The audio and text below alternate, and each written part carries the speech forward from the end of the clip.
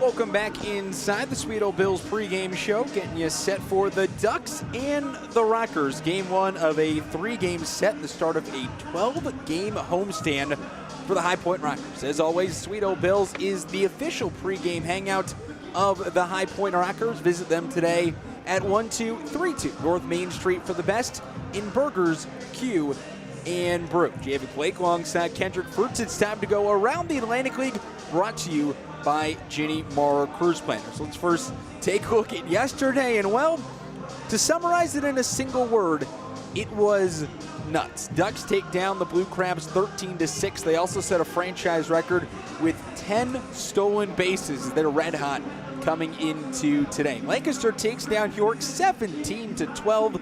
The game took 4 hours and 9 minutes and saw a whole lot of runs. West Virginia loses in extras to Gastonia, 10-9 the final in 10. Niall Ball gets the start for Lancaster today. Carl Bryce on the hill for Southern Maryland, tied at 1, top of the second inning. Dufon Shaman takes his 3-4 record against David Kubiak, who's trying to bounce back after a couple of rough outings off the injured list, tied at 0, top of the first inning. Gastonia is in Lexington. William Curlin, J.J. Hoover. That game gets underway in just about 10 minutes at 7:05. Just 2 transactions to keep you up to date on around the Atlantic League. First off, the Gastonia Honey Hunters released reliever Brock Noten today, and that was a guy who really struggled in his tenure in Gastonia. Was 0-1 in his time there, 13 appearances, an 8.44 earned run average for the Honey Hunters, and his time ends there after having allowed 3 home runs in that stretch. Now for West Virginia, they have placed infielder Scott Kelly on the 7-day injured list, and this is a guy who was kind of listed as day to day when we saw him back over the weekend, and it's a guy that they really hate to lose. Hitting at .310, 4 home runs, 21 runs batted in, and for the West Virginia Power, a team that's kind of been decimated recently in terms of their lineup with guys that they've lost. Adding one of your more solid hitters to the injury list, never a thing that they really wanted to have happen.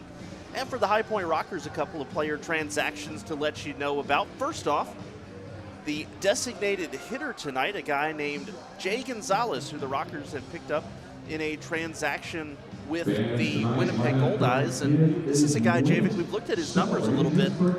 Not a power guy, but he gets on base a ton, and he's got wicked fast speed. When I've talked to a couple of guys in Winnipeg about him, and they said he doesn't hit a lot of home runs, but he's got sneaky good pop to go along with that speed, and he sees the ball really well as a high OBP, can put the ball in the gaps. In a place like Truist Point that breeds doubles, that might be just the thing the Rockers could put in the middle of this lineup. And another big move for the High Point Rockers. Another former big leaguer is joining the squad. It's infielder Michael Martinez, who of course was a journeyman infielder in the major leagues for the Phillies, the Indians, the Red Sox, and the Tampa Bay Rays. And he also, maybe a thing he doesn't really like to be reminded of, did make the final out of the 2016 World Series as the Indians lost to the Chicago Cubs. But in the Atlantic League, he's been nothing but fantastic for Lancaster in 2019.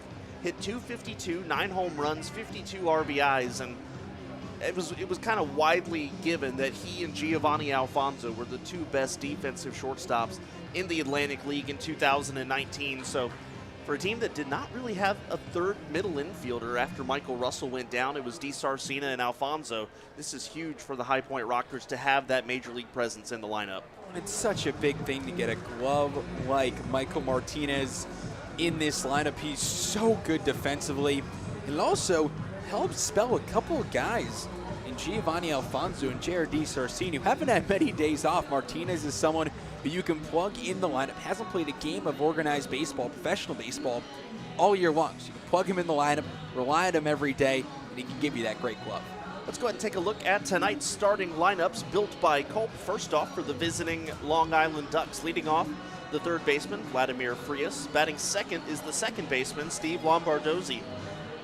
Left fielder, L.J. Mazzilli, will bat in the number 3 spot, and the designated hitter, Davidson Romero, bats fourth. Ramon Flores plays first base today, hitting 5th, and batting 6th is the shortstop, Ryan Jackson. Catcher Hector Sanchez will bat 7th. Daniel Fields, the right fielder, hits 8th. and Breland Almadova will patrol center field, batting ninth. Man, I'm looking to, in this order, has to start at the top with Vladimir Frias. Switch hitting guy, hitting .330 on the year, but has hit in 12 straight games, has reached base in 15 straight. And for a guy like Cooper Casad, who comes into today on a really good stretch, he's pitched amazing the last month. That's kind of the guy that you look at the top of the order as it all starts at the top, and is that the guy you can challenge at the beginning? The two guys right behind Vladimir Frias, Steve Lombardozzi and L.J. Mazzilli, are the two guys you look to when it comes to batting or hitting runners in. And first off, for Lombardozzi, hitting 44 RBIs this year with 10 home runs. He's the big power guy, but L.J. Mazzilli, more doubles power, 5 home runs on the year, but has also driven in 35. And those first three guys in the lineup in terms of batting average, those are your three guys hitting above 300, and they'll be the ones to watch from that aspect. As looks like maybe a mist starting to fall a little bit here at Truist Point, but it's just a very light mist, and we'll be good to go very shortly. But we'll go ahead and give you the High Point Rockers lineup. Johnny Field leading off in center field. Giovanni Alfonso, the shortstop, batting second. Stephen Cardulo, the third baseman, hits third. Jerry Downs, the first baseman, the cleanup batter tonight.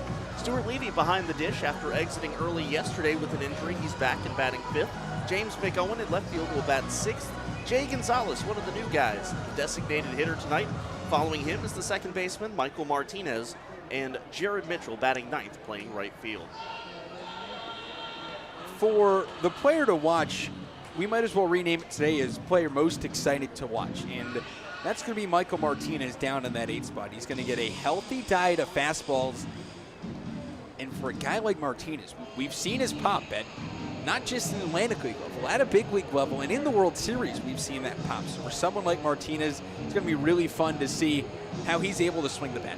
The guy for me to watch is the guy that hit 5 home runs in the last 3 days, Jerry Downs, hitting .342, 13 home runs, including 5 in that series against the Lexington Legends. And even before the home run yesterday in the 9th inning, had already put together a fantastic day again, was 1 for 3 with a double and 2 RBIs. And, you know, we would have taken the 9 RBI series, but then 11 RBIs was the final tally for Jerry Downs. So seeing that production continue for him today is what I'll be watching. Well, the Rockers are taking the field, so that means we're getting set for the national anthem. It's the Rockers, it's the Ducks. It's weekend baseball next on the Rockers Baseball Network, driven by Van York Auto.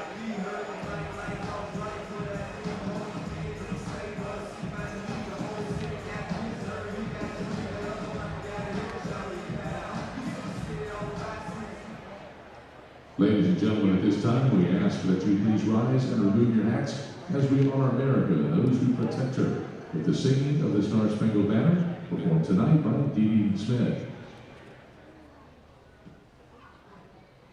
Oh, say can you see by the dawn's early light what so proudly we hailed at the twilight's last gleam, whose broad stripes and bright stars through the perilous fight o'er the ramparts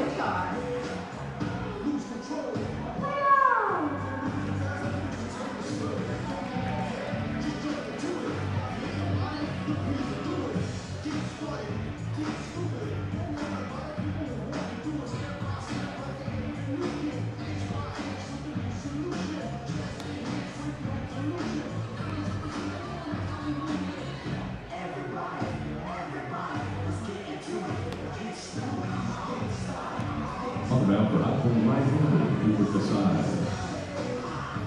On an evening in which it can be best described as weather that only a duck could love, it's only fitting that the Rockers welcome the Long Island Ducks in for a weekend series at Truist Point.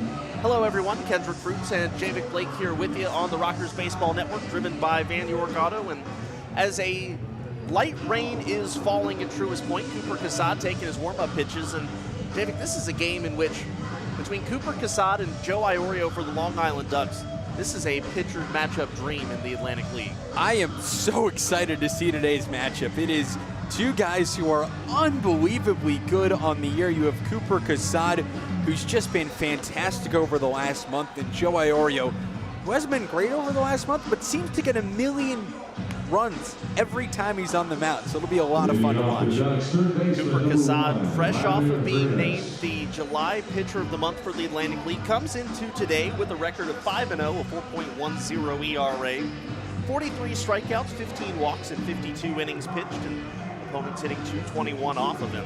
The lineup for the Long Island Ducks again is Frias, Lombardozzi, Mazzilli, Romero, Flores, Jackson, Sanchez, Fields, and Almadova.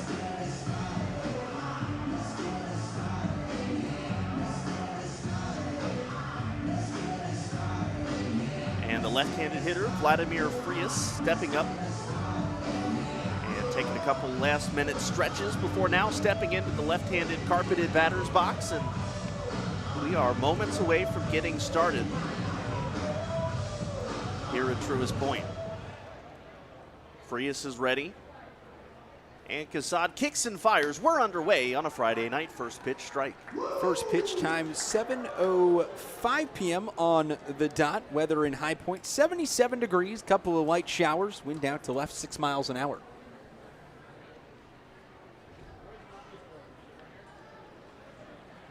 Casad kicks and fires. The 0-1 swung on, fouled off, count 0-2. Frias on the year hitting .330, 4 home runs, 19 batted in. And if some of these Long Island names sound familiar, they should. 7 of the 9 Ducks in this lineup today were a member of the Long Island team that won the Atlantic League Championship last year. Off-speed pitch stays just high, and the count is 1-2. As always, first pitch time and weather brought to you by Old Dominion Freight Line, ODFL, helping the world keep promises. Casad kicks and fires, 1-2, swing and a miss on the fastball low, strike 3. And that is how this ball game gets started. That's such a big thing for Cooper, that first strikeout in the game. We've seen the Rockers struggle in all sorts of ways last couple of days in the pitching side, whether it's getting a couple of balls just a bit too low in the zone, but Cooper, first pitch strike and then gets the strikeout. So big to start. First pitch to Steve Lombardozzi, a fastball down low, 1-0. Lombardozzi hitting .318, 10 home runs, 44 batted in. And not only is that huge for Casad as he delivers the 1-0, this one popped in the air into left field. McOwen there makes the catch, out number 1. And I'll finish that thought, but first let's go ahead and set the Rockers defense. Outfield left to right, James McOwen, Johnny Field, and Jared Mitchell. Third to first around the infield, Stephen Cardula, Giovanni Alfonso, the new man, Michael Martinez, and Jerry Downs at first, Stuart Levy behind home plate. There's L.J. Mazzilli, hit .325 so far this year, 5 home runs, 35 batted in. To finish that thought, not only is a quick start for Casad important, as that pitch is strike to Mazzilli, but also I think it's really huge for the confidence of not only the pitching staff as a whole, but a starting rotation. It's been shaken up the last couple of days. Curveball swung on and fouled back to the screen, and Casad quickly ahead, 0-2.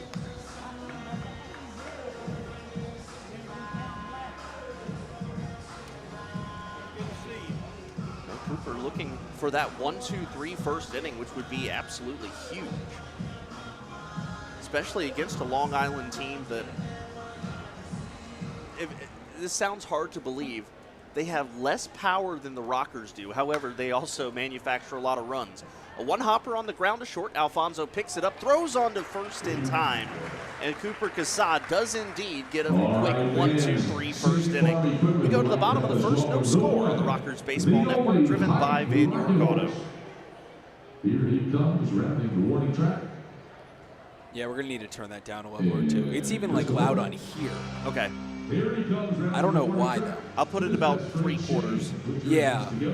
I just don't want to get it drowned out. Yeah. And it's really loud today. I don't know why. Yeah, I mean, we put it in the same spot, right? I don't change it. Yeah. Curl it up in its The little only ball. thing I know is that Christian was on the field earlier and they were messing with some of the settings in here. So maybe That's my only guess. But that's looking sexy. Our job is looking good. Yeah. Shane's wearing the Pit Vipers.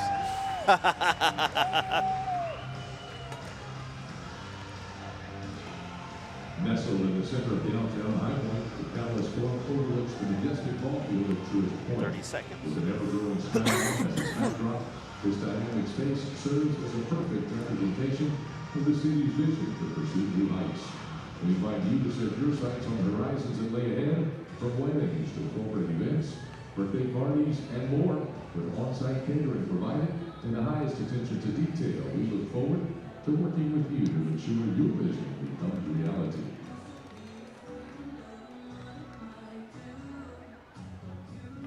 On the mound for Long Island, right-hander Joe Iorio.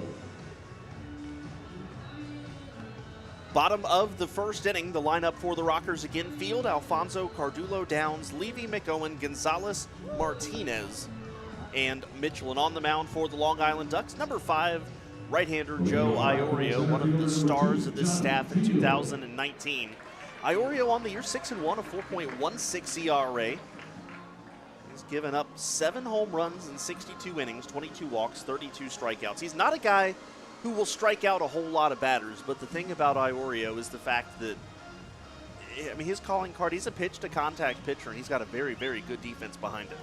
And with the recent mound change that's all about balls in play, that serves his style perfectly. He's able to just get soft ground balls in the infield. It helps. He has the best defense in the league behind him.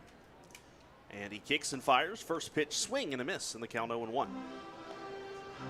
Iorio last year, look at just some of the numbers he put together.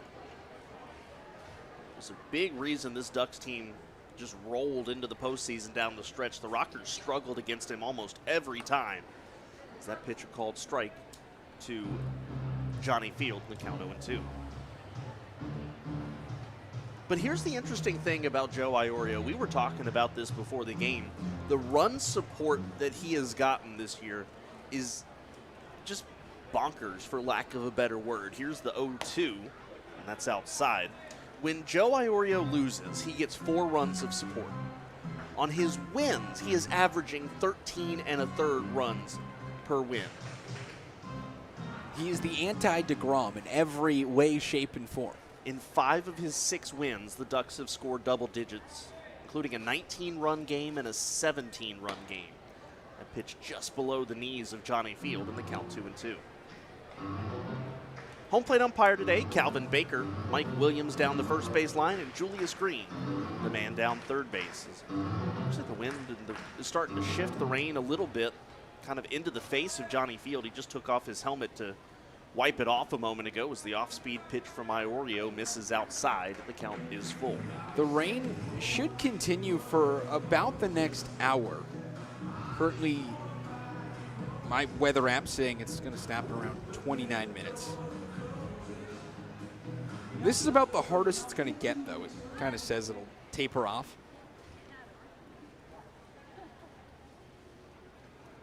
Iorio kicks and deals the 3-2 to Field. Swing and a miss, strike 3.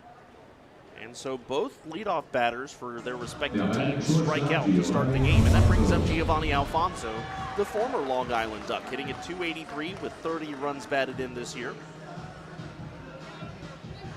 And the good thing is, after it tapers off, because I looked ahead a little bit further, the heavy stuff, when you look at the radar and you see the yellows and the reds, that stuff doesn't get here until about 11:30 tonight, so we should be well out of the way of that.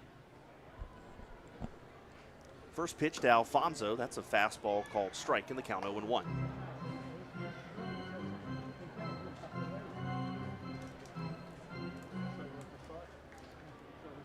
The Rockers yesterday scored 7 runs, although they were shut out for the middle 7 innings. That pitch missed up in the count 1-1. They're hoping to pick up on where they left off in the 9th inning, though, a 3-run 9th. They still fell well short of taking down Lexington and coming back from what was an 11-run deficit, but offense at least has to feel good about the way the 9th inning was going, as that pitch spiked down in the turf, and the count 2 balls and 1 strike now to Alfonso.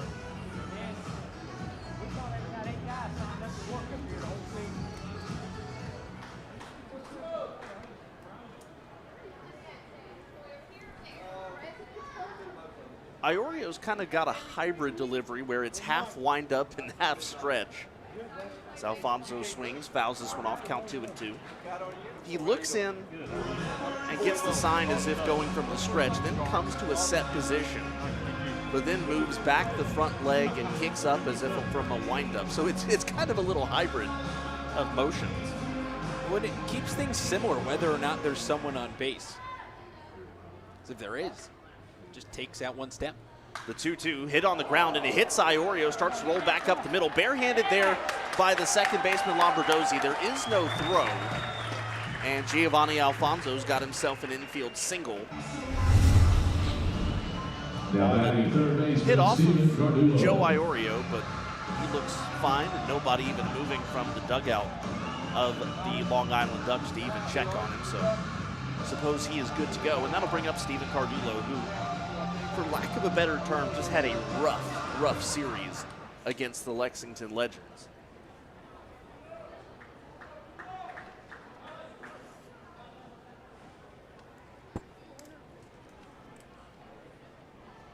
Iorio, slide step, fastball inside, the count 1-0.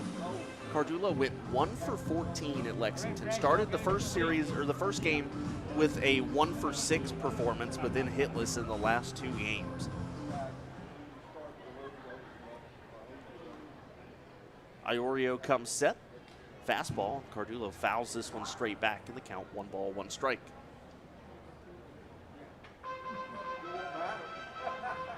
Although the majority of the fans have all moved up towards the concourse or sitting up in the top area, a couple of kids standing behind the plate who are getting the best seats in the house right now. There are a couple of really brave souls out there right now. Cardullo swings, fouls this one up out of play, count 1-2. But you know, it doesn't look like a hard rain, which, I mean, we're sitting inside, we can't really say, but to me it just looks like that pesky mist kind of deal. Just normal rain. Nothing out of the ordinary. It's not coming down in sheets or anything. It's not quite Johnny Fields catch weather. No. Here comes a 1-2. First, a check over back to first on Alfonso, and he's back in standing.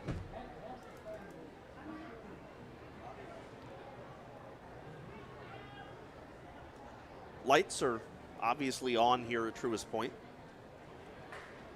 Here comes the pitch. Cardullo reaches for it. A slow ground ball to third. Romero goes to second for 1.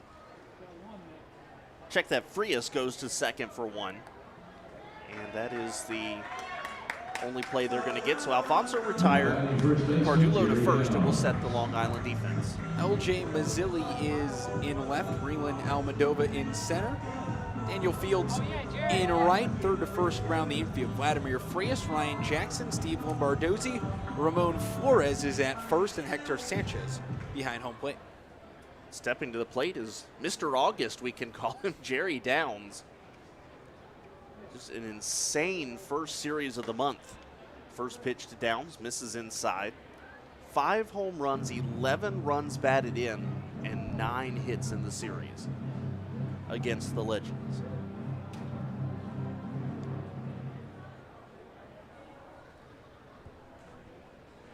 Four of the 5 home runs were pulled as well. Only 1 went to left field. A slow off-speed pitch up about head high for Downs, and the count is 2-0.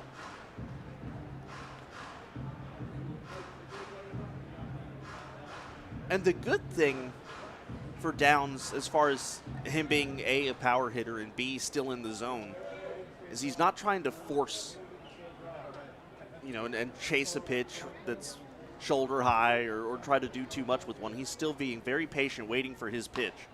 Big swing and a miss there, in the count 2-1. That's when you know you're locked in, when you can't be beat on those pitches high in the zone. We've seen all of his home runs have come on fastballs high and inside.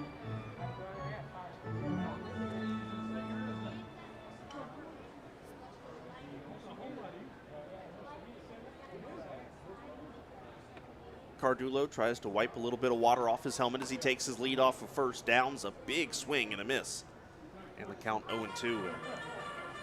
2-2 rather, and you can tell Jerry Downs having a hard time keeping his grip dry as he is rubbing the insides of his batting gloves on his pant legs and now rubbing his bat as if he's trying to get a good grip on the bat. Iorio comes set. Here's the 2-2. Swing and a miss, strike 3. And that's the final out of the inning. Iorio strikes out a pair, and we go to the second inning. No score on the Rockers Baseball Network, driven by Van York Auto. Is our concern. Hey, Rockers fans, turn your attention to the third base side of the field to watch our fans battle each other for tonight's Blue Ridge Company's sack race. We need your help cheering them on as they put their skills to the test and see who can hop down and back through the obstacles and reach the finish line first.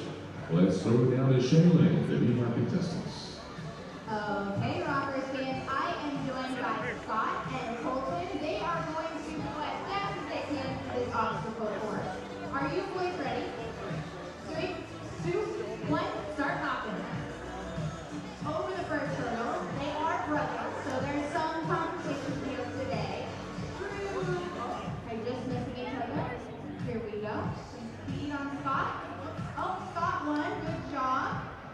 And Colton, very good finish. Thank you for joining us today for the sack race. Celebrating their 20th year of providing high-quality housing for Triad residents, Blue Ridge Companies is proud to be the official housing provider of 9 Point Rockers. To find your next home, visit them online at blueridgecompanies.com.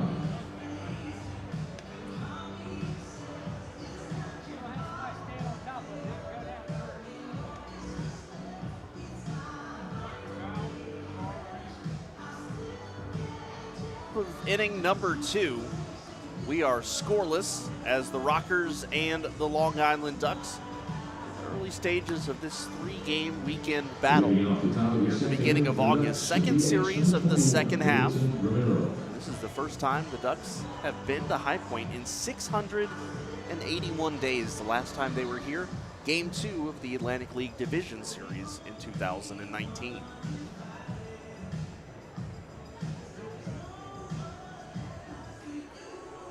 Stepping in for the Long Island Ducks is the designated hitter, Davidson Romero. It's Romero, Flores, and Jackson, the 3 scheduled hitters against Cooper Casad. Looks like the rain tapering off here a little bit. Hopefully guys will have less issue with hanging on to their grip as that pitch from Casad just inside ball 1. Very, very good first inning for Casad. Needed only 9 pitches to retire 3 Ducks. The 1-0 swung on, a hot shot to Alfonso, goes back on it, snow cones it. The throw on to first on a hop in time.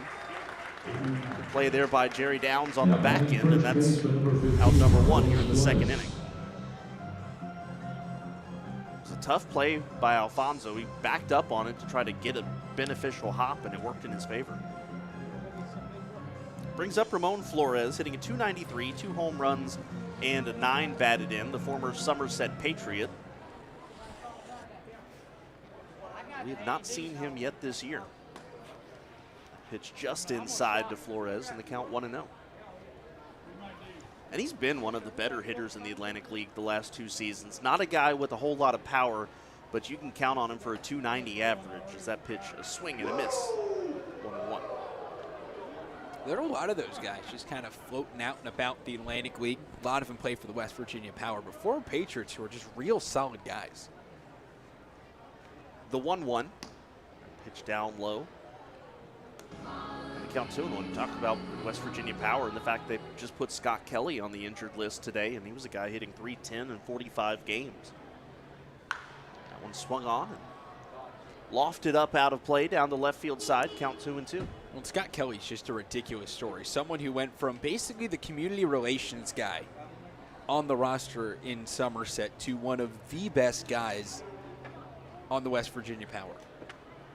The Power have a knack of using front office people in their lineups. Eric Sekula, the sales exec, and Flores swings, pops this one up into left field. Easy play there for McOwen, who hardly has to move, puts it away.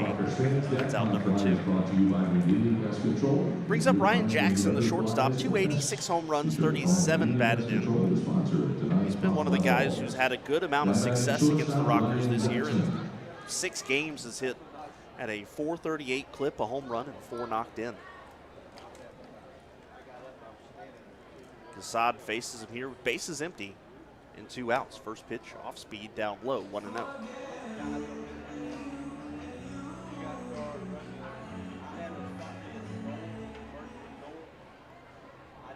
Casad rocks and fires. Fastball, this one staying just below the zone. And the count 2 balls, no strikes now to Jackson.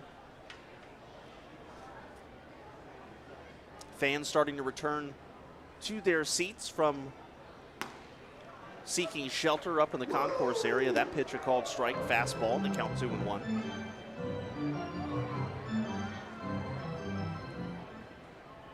Going to let the damp get in the way of their fun as that off-speed pitch hit on the ground, snagged there by Casad, right back up the middle, flips it underhand to Jerry Downs, and the fans aren't going to let the rain spoil their fun, and Cooper Casad has got to be having a blast through 2 innings. He's retired all 6 Ducks he's faced.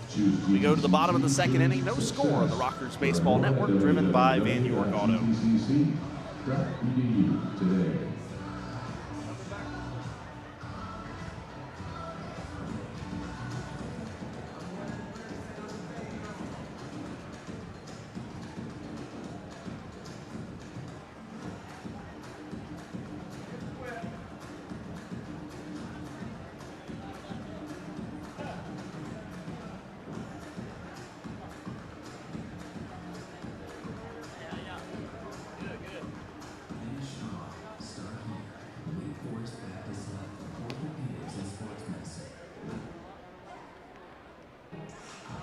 Today's post-game meal is provided by Sweet Old Bills.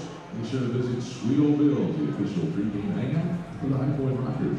Visit them tonight at 1232 North Main Street in High Point.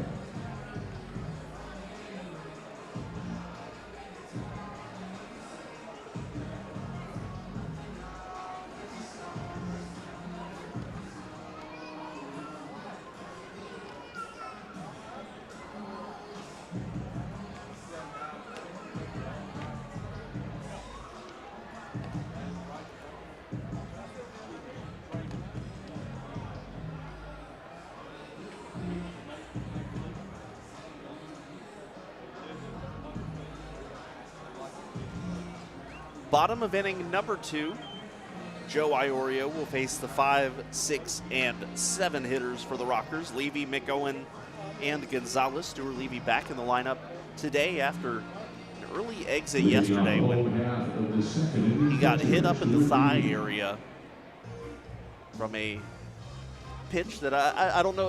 It was kind of hard to see from the angle that we were at. I don't know if it fooled him, if it was in the dirt, if it was tipped. I'm not entirely sure, but point being, he had to leave the game, but he is back in the lineup and ready to go tonight. The High Point Rockers wearing the white pants, white jerseys today. Rockers across the front and the blue numbering on the back. The Long Island Ducks, the gray pants, black jerseys. Ducks in orange cursive in the front and orange numbers on the back. First pitch to Stuart Levy, fastball, fouled up out of play, straight back in the count 0-1. In fact, the Ducks uniforms, in a way, kind of resemble the blacks that the Baltimore Orioles wear. The black uniforms with, I don't guess they really wear them much anymore, but black uniforms that had Orioles and red orange cursive across the front. You think about the early 2000s. That was a staple. The 0-1 fastball, just below the knees, a ball and a strike. They'll bring him out still on very, very rare occasions.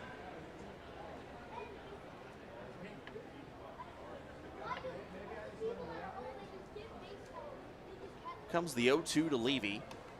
Check that, the 1-1 to Levy, and that's inside. Count 2 balls and a strike.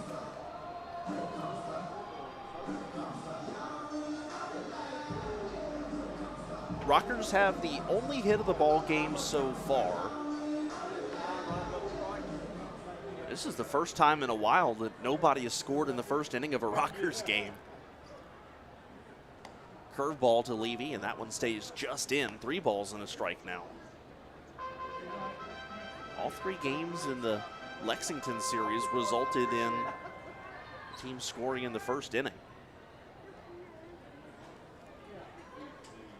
Here comes the 3-1. Levy swings, pops this one up. Hector Sanchez takes off the mask, but just kind of half-heartedly goes after it as that ball does land out of play and the count full.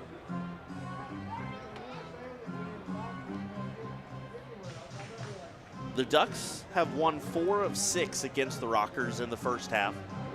So for High Point, hoping that being at home makes a difference. Here comes the 3-2 to Levy. That's down and in, ball 4. And it is a leadoff walk, and that'll bring up James McOwen. McOwen, 251 on the year, 4 home runs, 35 batted in, smacked a solo home run last night in the 9th inning. The second of 2 home runs the Rockers hit that frame.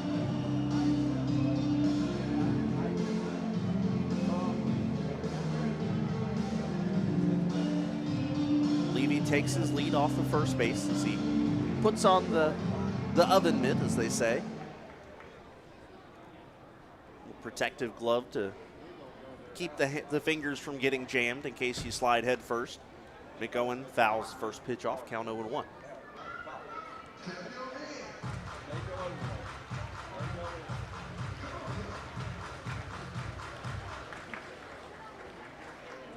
Vladimir Frias, the third baseman, playing even with third, although he's a considerable ways off of the third base line. Check over to first base on Levy. He dives back in safely.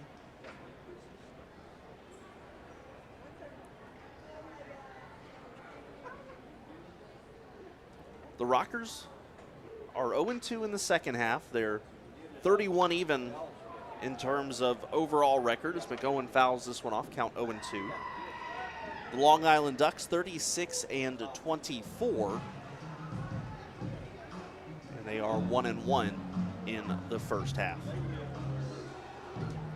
In fact, all 4 teams in the North Division 1-1 to start their second half of the season. Long Island, though, going into the second half is sort of the team to beat, as they've pretty much been for the past half decade.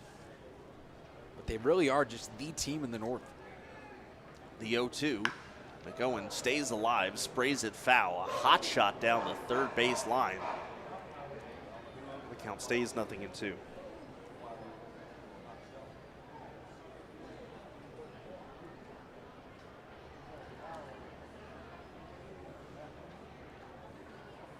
McOwen taps the bat on the plate. Now waiting for an 0-2. Iorio throws to first, almost airmailed it. Good play there by the first baseman, Flores.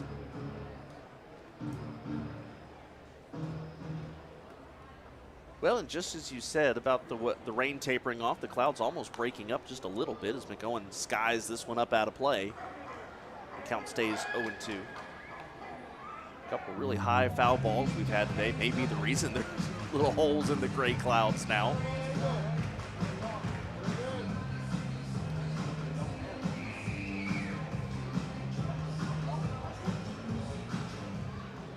Iorio looks in, gets the sign from Sanchez,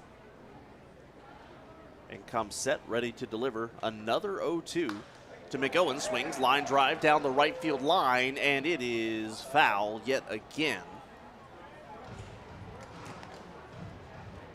He smacked that one, but will now be the 5th foul ball of the at-bat.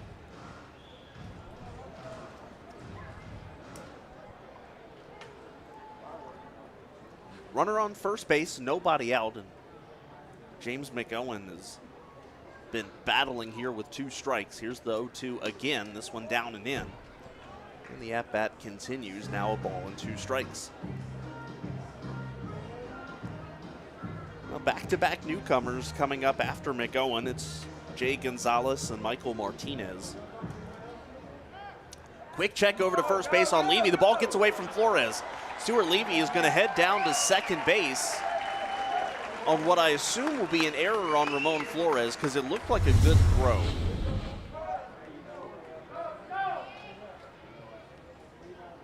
We'll see who ends up getting that error, but the throw looked good. However you slice it, the Rockers do have a runner at second base now. And it is an E3 on Flores.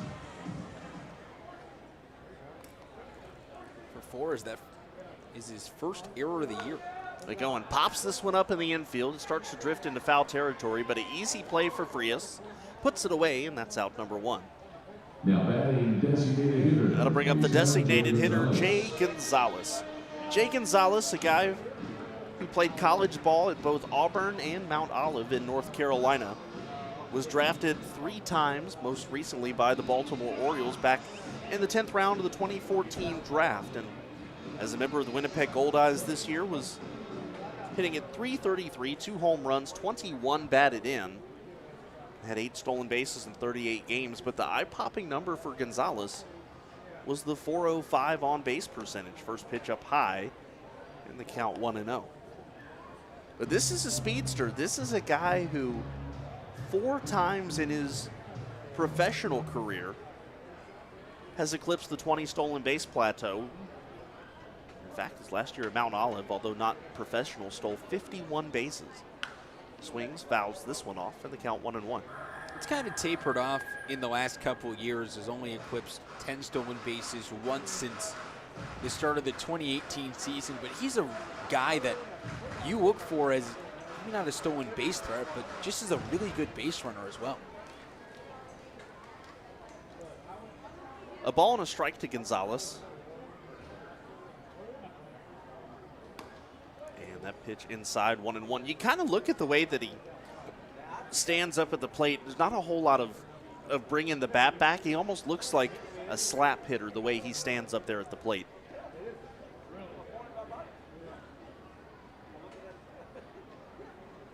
Iorio set. Here comes the pitch.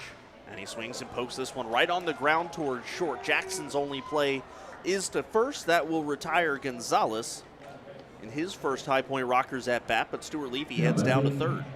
Second baseman. Now with Martinez. 2 outs in the inning, it's the former big leaguer Michael Martinez from the Dominican Republic. Left-handed hitter stepping up. Was a 8-year veteran of the major leagues across 4 different organizations. Like I said, with Lancaster last year, hit .252, 9 home runs, and 52 batted in. And although not a speedster, was 8 for 8 in stolen bases. Fastball from Iorio, that's a strike, and the count is 0-1. Martinez is really a glove for a second baseman. It's what he's known for, but he just gets a lot of good contact at the plate. That's his big thing.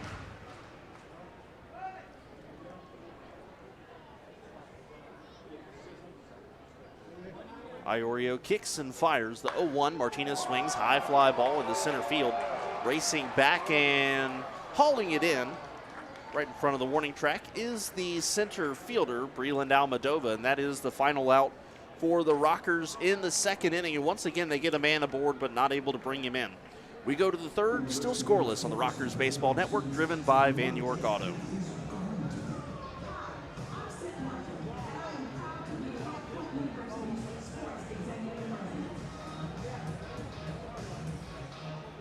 All right, Rockers fans, it's time to dance. The Rock 92 Dance Cam shows your skills.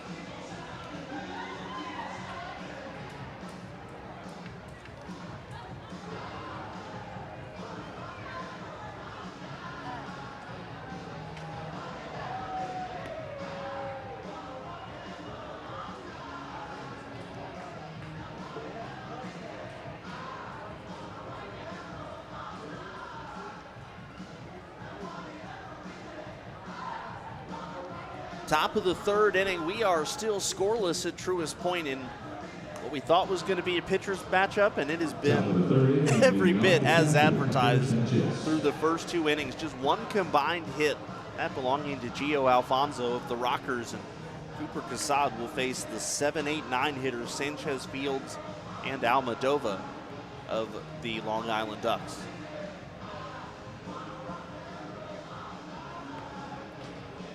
Well, we've seen both of the 2 new hitters so far, Jay Gonzalez and Michael Martinez. And granted, it was a small sample size. We've only seen 1 at-bat of each as the first pitch to Sanchez's strike. But fundamentally, I like what I saw from both of them. Yeah, they look good. Martinez in his first at-bat since 2019 looked good. 0-1 off-speed pitch, fouled up, out of play down the left field side. The count 0-2. Saw Jamie Keefe kind of walking back with a smile after Martinez's last, and made the last out of the second inning. Gave it a ride in the left center. Here's the 0-2 curveball, and Sanchez did not chase it inside. Count 1-2.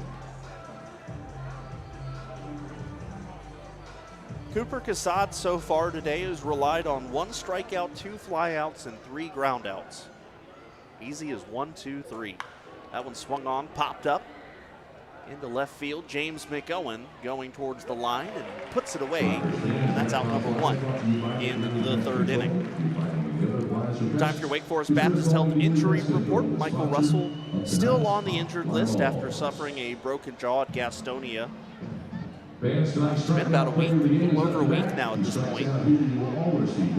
Other than Michael Russell, the injury list is empty.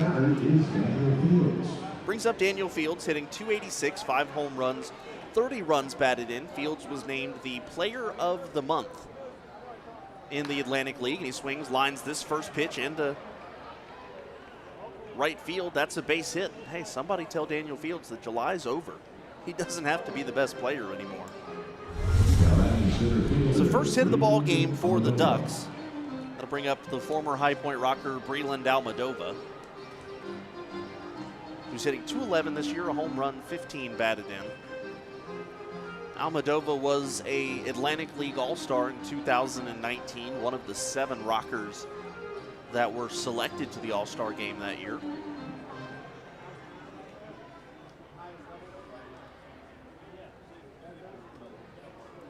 And Casad deals first pitch from the stretch today, and that misses up high, 1-0.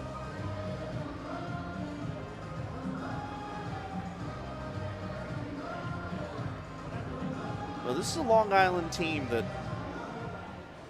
has stolen 79 bases this year. That pitch hit on the ground right to Casad, throws to second base for 1. Martinez throws on to first in time, and that is an inning-ending double play. That's as quick as you can have them. Cooper Casad has gone through 3 innings on 27 pitches. We go to the bottom of the third, still scoreless on the Rockers Baseball Network, driven by Van York Auto. Alright, Rockers Nation, I am joined by my friends Camden and Cullen. They are brothers with our Hype the Horse, the best mascot. Are you 3 ready? 3, 2, 1. Give it some horsepower. Let's hear it for our folks. Cheer them on as they crown the bases. And Camden is coming in with some speed. Good job, Camden. Very nice finish, Cullen. Thanks for joining us for today's mascot race. Proud of his 50-year history in High Point, Colt is a leading manufacturer of upholstery, and mattress fabrics. The newest innovations, the latest smart evolved upholstery fabric, and ChillSense mattress fabric. They've got over 63 million plastic bottles and counting during landfills, waterways, and oceans. Visit Colt.com to learn more.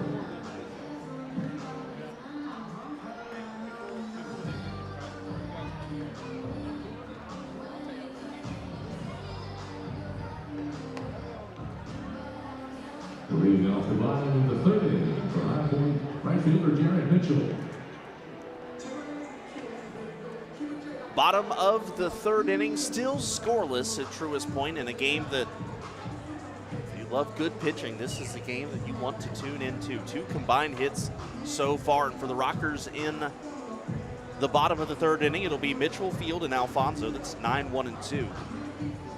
Jared Mitchell hitting a .242, 11 home runs, 42 batted in.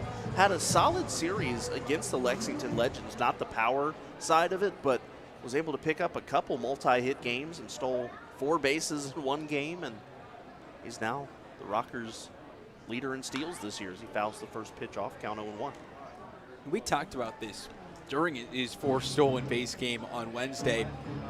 Mitchell is a guy who can really help and really take advantage of the mound moving back and the extra couple milliseconds, because when he's thrown out in the base path, he's out by a couple of milliseconds. Those outs are now, he's safe. The 0-1 fastball, that's just a bit inside, and the count 1 ball, 1 strike.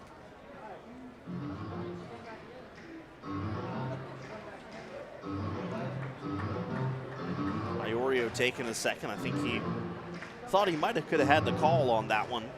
But the count is 1-1. And the Long Island righty kicks and fires off speed, and Mitchell fouls it straight back. And the count now a ball and 2 strikes.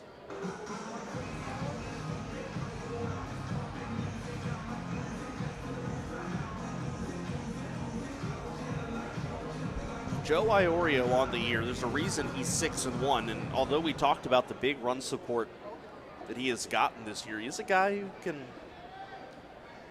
handcuff a team's offense, as we've seen him do so far today. That pitch misses 2-2.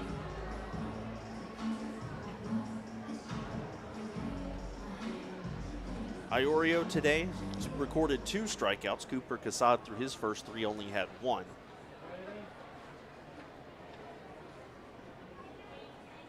And here comes the 2-2 to Mitchell. Fastball at the knees, and did not get the call. Hector Sanchez popped up to throw down to second, or to throw down to third rather, but did not get the call on the count full. That's a tough one to take, but credit Jared Mitchell for showing a good eye there. Javik, dare I say that I see a little bit of sunshine? I believe you do. The 3-2 up high, ball 4. And the Rockers offense sees a little bit of sunshine too, as leadoff man aboard with a walk.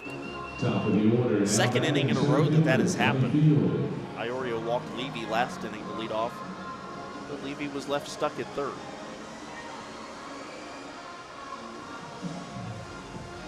That'll bring up Johnny Field, struck out in the first to lead off the game. And here comes first pitch. Nope, checking on Jared Mitchell first. And he's back in. Not only is he back in standing, but a 2-foot jump back onto the first base bag. And the first pitch to Field, swings, taps this one weakly on the ground. The second. Throws over to Jackson for 1. The relay to first in time. And so Lombardozzi to Jackson to Flores, a 4-6-3 double play, clears the bases, and there were 2 outs in the inning. Brings up Giovanni Alfonso, who has the Rockers' only hit of the ball game.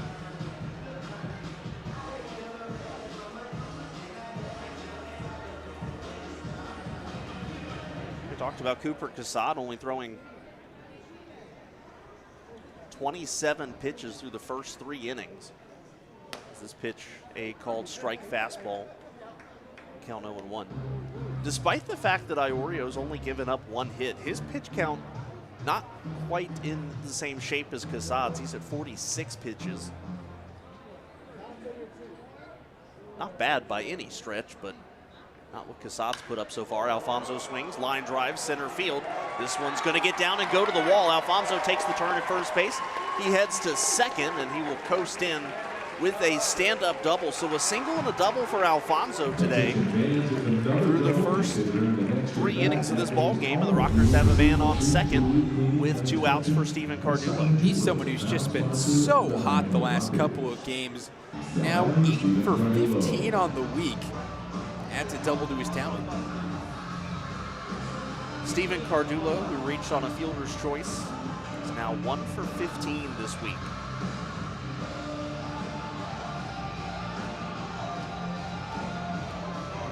erase all of that if he could get the Rockers on top here in the third inning. And unlike the last couple of games in Lexington, where it was just anybody could put up 8 runs at any point in time, this kind of feels like 1 or 2 runs will come at a premium today.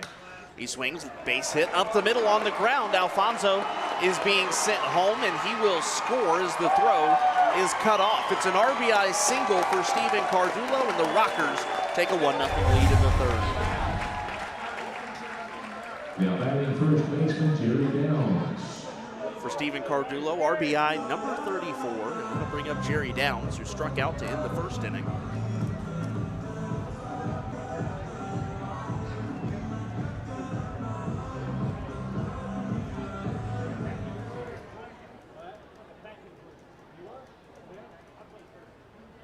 Downs ready in the left-handed box. First pitch from Iorio down low in the count. 1 ball, no strikes.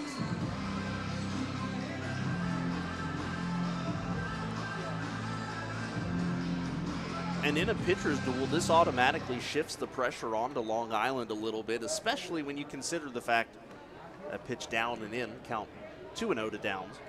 When you consider the fact that there have been times this year against Cooper Casad where 1 run was asking for a lot from the opposing lineup. First time through the order. We'll see what changes and adjustments Long Island makes second time through, but first time through, they were fantastic. Here comes the pitch, swung on and hit. Diving stop at second base by Lombardozzi. Throws to first in time. And if you want to know why Steve Lombardozzi was a big leaguer with the Washington Nationals, that play tells you everything you need to know. A great play ends the inning, but the Rockers score on Steven Cardullo's RBI single, and it's 1-0 High Point. We go to the fourth. Javid Blake, your play-by-play. We come back on the Rockers Baseball Network, driven by Van York Auto. With a specialty jersey auction honoring our servicemen and women who have fought for our country over the years. Proceeds from the auction benefit Triad Honor Flight, whose mission is to deliver local veterans to Washington, D.C. to visit memorials of the wars they so proudly served in. On Sunday, August 8th, we will celebrate Family Fun Day. After each Sunday home game this season, children 13 and under can run the bases. Come on out and enjoy the fun-filled atmosphere here at Truist Point. All right, fans, put your fins up. Get ready to dance to Jimmy Buffett's song Fins. The Fin Pan is brought to you by B&H Pool and Patio Shop, celebrating over 50 years of providing high-quality service and all your pool needs in High Point, North Carolina.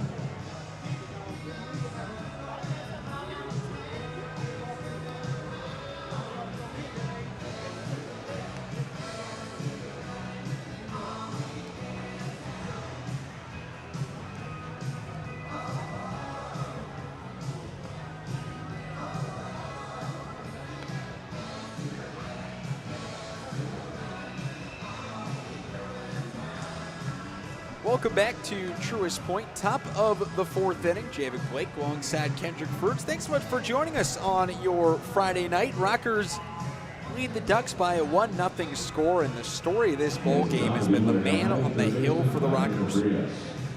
Cooper Casad, he's entering his 4th inning of work today, has faced the minimum through 3, has allowed 1 hit, 1 base runner, and has thrown just 27 pitches. He faces the top of the order: Vladimir Freyes, Steve Lombardozzi, and L.J. Mazzilli. Here to start the 4th. 1, 2, and 3 in the Ducks order. Casad from the windup delivers the first pitch. Curveball called a strike outside corner. 0-1.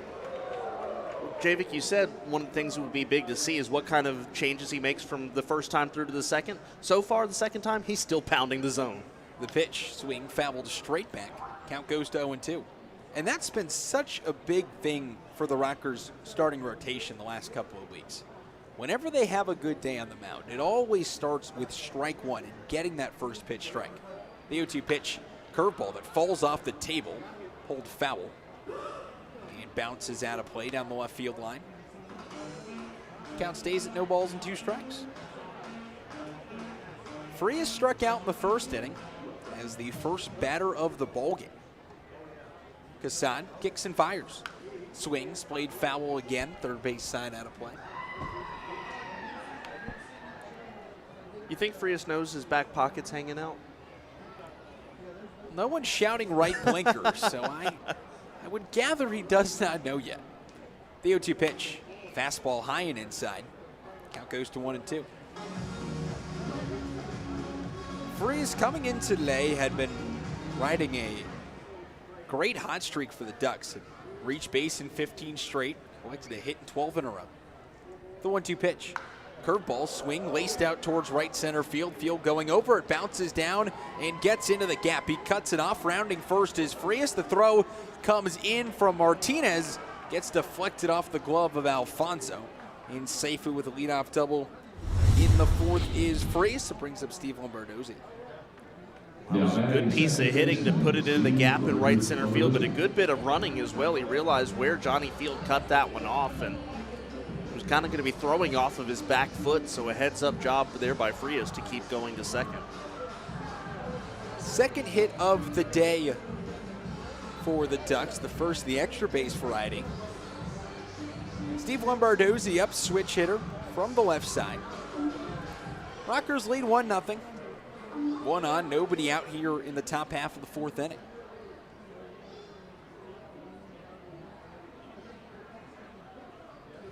First pitch, fastball, dots the inside corner, called strike one. Lombardozzi flew out to McGowan in left field last time up. He was back in the first inning. Extends a little bit of a mini slump for the guy who's hitting .318 on the season. The 0-1 pitch. Bunt shown, splayed down the third baseline. Cardullo comes in, barehands it, but can't come up with it. Goes in and out of the hand. To third goes Frias. Lombardozzi moves to first. And now runners in the corners for LJ Mazzilli. Scored as a base hit for Lombardozzi. That's just his fourth hit in his last 4 games. Brings up a man who just has a knack for hitting against the Rockers. LJ Mazzilli up from the right side. Tying run 90 feet away at third. Mazzilli coming in today with 6 for 20 against the Rockers. First pitch, curveball, just misses high. 1 ball, no strikes. I think if you're High Point, given where we are in the game, you give up the run to turn a double play here. Without a doubt. This is the time when you just want outs. You know the offense will come through eventually. The pitch, fastball, called the strike outside corner. 1 ball, 1 strike. Mazzilli on the day 0 for 1. Bounced out Giovanni Alfonso at short last time up in the first inning.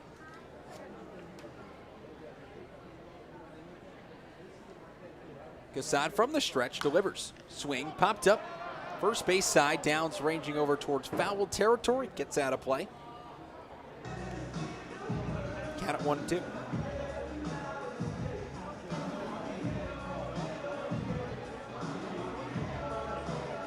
Casad's fastball, which has really been classified as a sinker, is hitting at 89, 90 consistently. It's averaged at 89, maxed out at 91. It's the only pitch he's managed to get any swings and misses on. And he's generated 2. The pitch, swing, ground ball through the right side of the infield, base hit right field. Mitchell picks it up. Everyone advances 90 feet. Frias trots home. To second goes Lombardozzi, and we're tied up at 1 on LJ Mazzilli's 36th run batted into the year.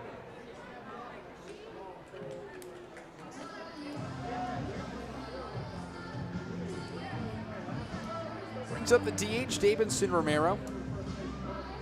First 3 batters of the inning have reached via base hit.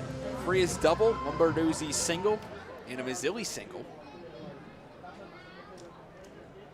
The Ducks have made a couple of adjustments against Casad here in the fourth. First pitch fouled straight back. Count 0-1.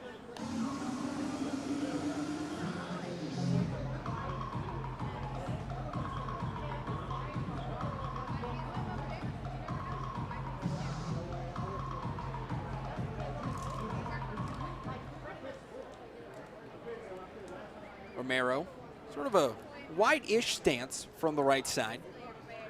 Pitch from Casad. Curveball, swinging. Splayed foul. And went so hard, it actually got lodged under the pitch clock down the third base line. Third base coach Lou Ford walks over and wedges it out. Count it, no balls and 2 strikes.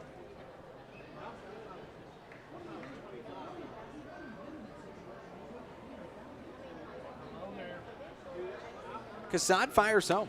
Fastball inside, backs Romero off the plate. Did they leave you alone? Count it 1-2. The rain has completely disappeared. Saw it for about the first half inning or so. Still not bright and sunny, but a lot less gray clouds and a little bit lighter in the sky above. Ramon Flores is on deck. Ryan Jackson behind him. Casad steps off. Now steps back on the mound. 1-1 the score. Top of the 4th inning. Nobody out. 2 runners on for the Ducks.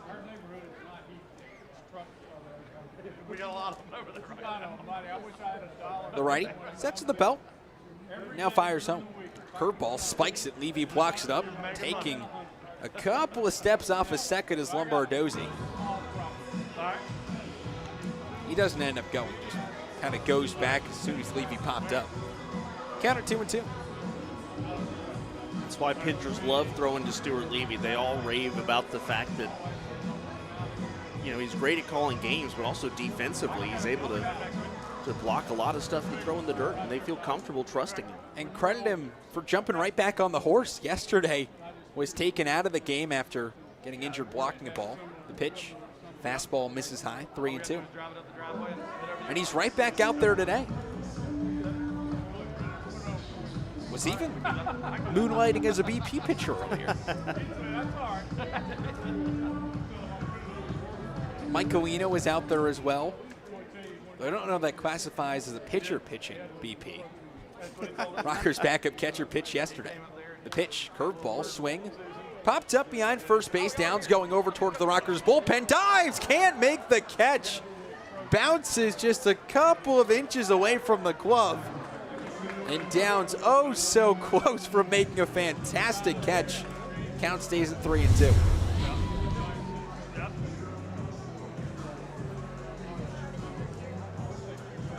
That was a long way to run for Downs. Ended up almost near the bullpen mounds, about halfway between the mounds and the bullpen. That is a lengthy run for Jerry Downs. And at the end of it, he missed the ball by about 6 inches. Romero back in the box. Casad fires home. Swing, ground ball to third. Cardullo picks it up, steps on third, goes the long way to first. Downs picks it out of the dirt, and it is your oh so conventional 5-3 double play. They get the lead runner, Lombardozzi, Mazzilli to second, and Romero off the base paths. That's a heads-up play there by Cardullo, realizing he probably doesn't have a chance to get LJ Mazzilli at second, so instead he goes to first base to get Romero. Great play there by Cardullo. And that keeps the lead runner technically at second. Lombardozzi was the lead runner at second. Now it's Mazzilli, but he's also at second. He's the lone man on. 2 outs, tied at 1. The lefty Ramon Flores up at the plate. First pitch, swing and a miss on a devastating sinker. Called strike 1. I mean, there are some pitches with Casad. With the mound move back, you get a little more east-west movement, and they're just absolutely filthy. The righty sets to the belt, now comes home. Another sinker. This one called the ball. 1-1.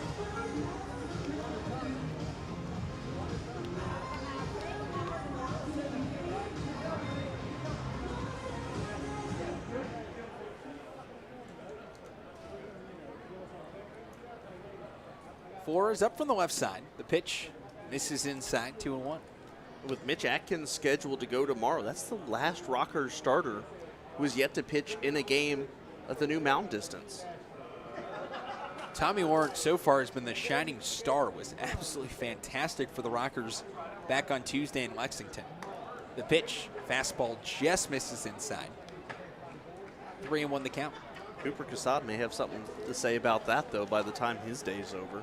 Lawrence went 6 1/3, gave up 5 hits, 1 run, 2 walks, 3 strikeouts. Next 2 days have been interesting to say the least. The pitch, fastball, called a strike. Count at 3-2. Hensley was an adjustment period, 10 runs, 3+ innings. Craig Stem, 13 runs, only 5 of them earned, but went 2 2/3. And it's an adjustment period. Some guys take longer to adjust. Sometimes guys take shorter amounts. The pitch, swing, ground ball. Alfonso backhands it on the run to first. Downs has to come off the bag and can't make the play. Flores reaches on a single. Mazzilli to third on what was almost the play of the year from Giovanni Alfonso. That ball just not quite hit hard enough for him to really be able to put the oomph on it that he wanted to as far as getting the throw off in time.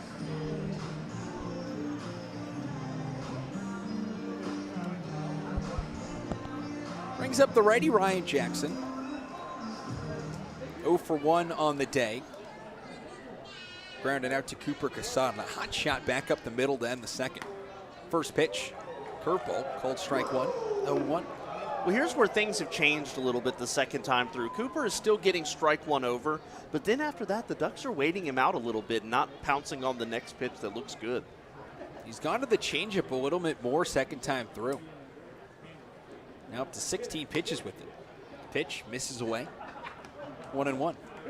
First time through, it was almost exclusively sinker to the point where he was throwing it 2/3 of the time. Now he's throwing it just 54% of the time, and the changeup just a notch above 30%. The pitch, fastball, called a strike, 1-2. But that's where Casad is really getting his called strikes on, is that fastball down low, right about knee high. The pitch home. Swing, ground ball to the right side. Martinez picks it up, goes to first, just a little looping toss. And that ends the inning. Ducks tie it up on a run. The Rockers able to get out of it. Some good defense and a couple of ground balls. In the inning, 1 run, 4 hits, no errors, and 2 runners left aboard. We're tied at 1 through 3.5. Back after this, the Rockers at the plate. The Rockers Baseball Network, driven by Van York.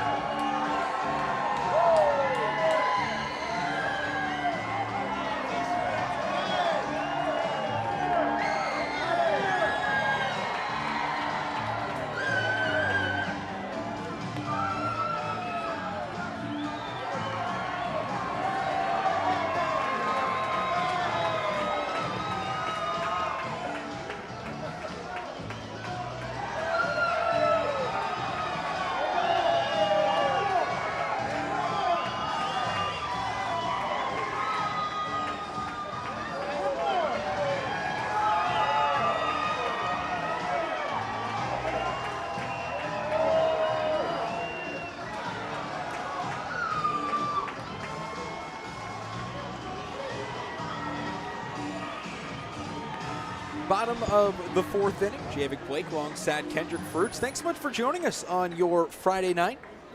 Rockers 1, Ducks 1. Game 1 of a 3-game set. Rockers looking for their first win of the second half. They're 0-2 so far. The Ducks are 1-1. It's Stuart Levy, James McOwen, and the DH Jay Gonzalez up in the 4th inning off Joe Iorio. Iorio at 52 pitches through 3 innings. 2 walks, 2 strikeouts, 3 hits, and 1 run.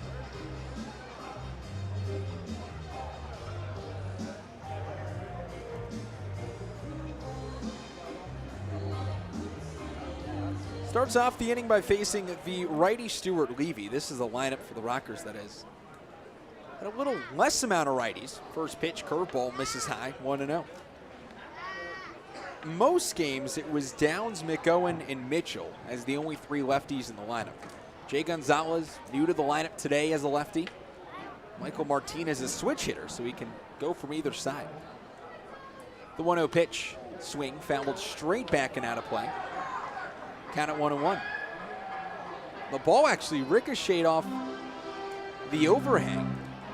There is a High Point Rockers metal banner that sits above the overhang behind home plate. It took one hop, bounced off of it, and bounced right back into the field of play.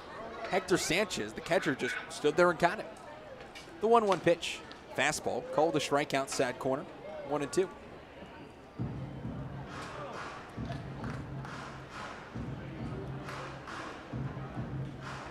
Levy walked last time up in the second inning. Got all the way to third base before the Rockers stranded him. They've stranded 3 overall today. The pitch, curveball, falls off the table and out of the zone. Count of 2 balls and 2 strikes.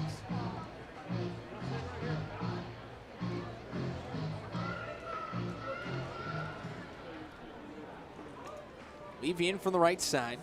Mahogany and black bat waving above.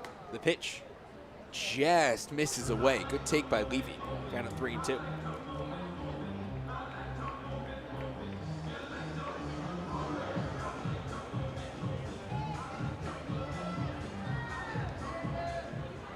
The righty from the windup comes home. Swing and a miss. Levy swung right through it on a fastball from Iorio. Third strikeout of Iorio's day. Brings up the lefty James McGowan as the lineup turns over to a whole bunch of lefties. 1 out in the inning. Rockers and Ducks tied at 1. Bottom half of the 4th inning. Time for a check of the Atlantic League scoreboard, brought to you by Ginny Mara Cruise Planners. Southern Maryland and Lancaster tied at 3, middle of the 5th inning. First pitch, fastball, called the strike, 0-1. The Power lead the Rebs 3-1, top half of the 5th inning. Lexington leads Gastonia 2-1, bottom 3. McGowan 0 for 1 on the day. Iorio fires home. Swing, looped out towards left field. Mazzilli ranges back a couple of steps, takes up this hand glove, and makes the catch out number 2. Brings up the lefty Jay Gonzalez. Now batting begins Jay Gonzalez.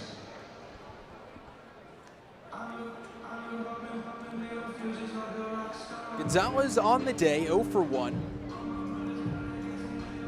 Grounded out to shortstop, and his only Atlantic League at bat so far. Was traded for a player to be named later from the Winnipeg Goldeyes of the American Association a couple days back. First pitch, fastball, called a strike, 0-1. Gonzalez just got to High Point, as in he got to High Point a couple of hours ago.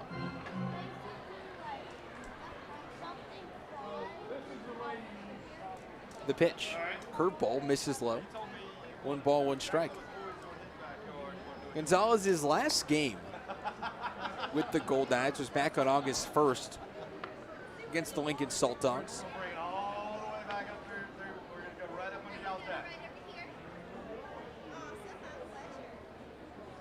Iorio fires home.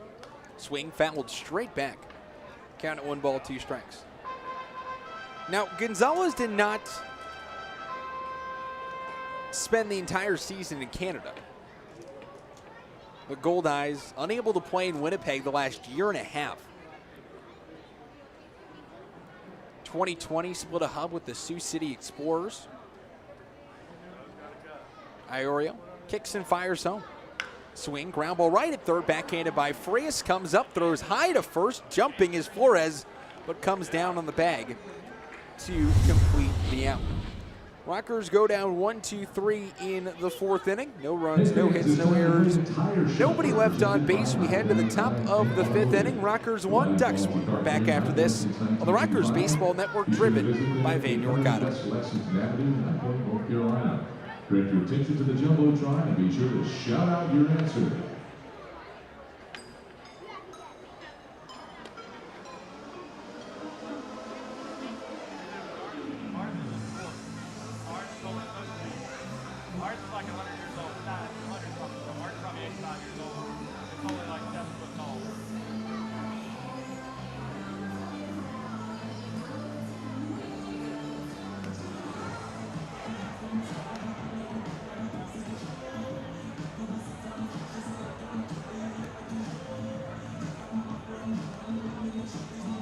Okay, fans, shout it out, shout it out, shout it out as you enter your seat.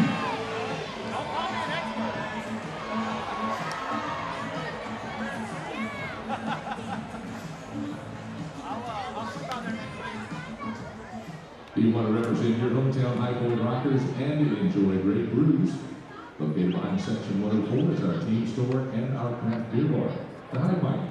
Be sure to visit before you leave today so you can browse our large selection of Rockers merchandise and hang out at our historic friendship table.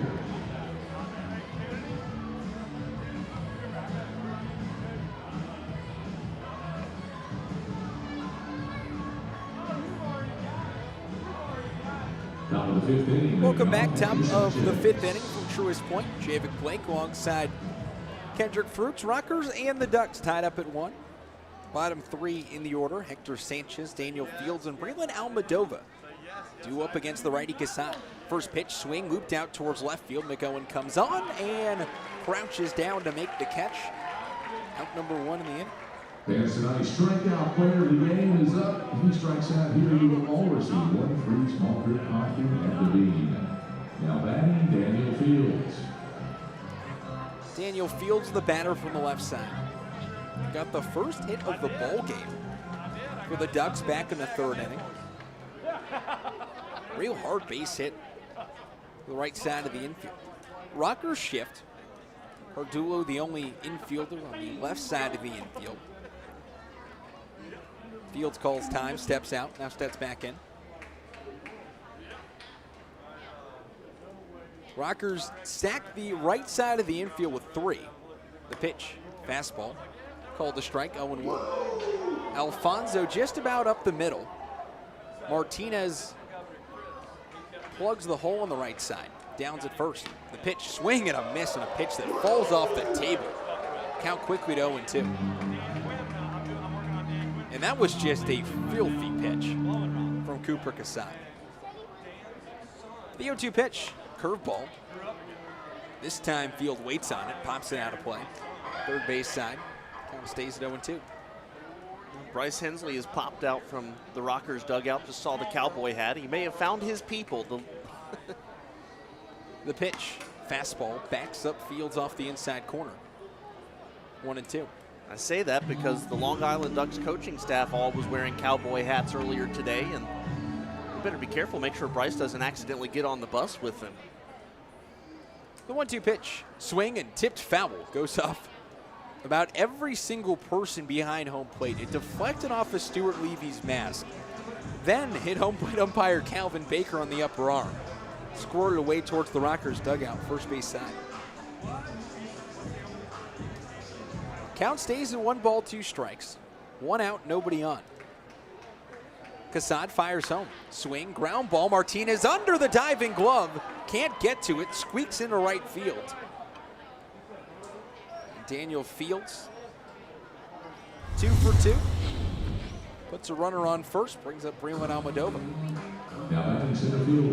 The Rockers had him played perfectly to pull. They had the extra man on that side, and credit Daniel Fields still found a way to get the ball through the infield. Michael Martinez, you got to think there's a little bit of rust there. About 2 weeks' time, probably makes that play, but today, first game of the year.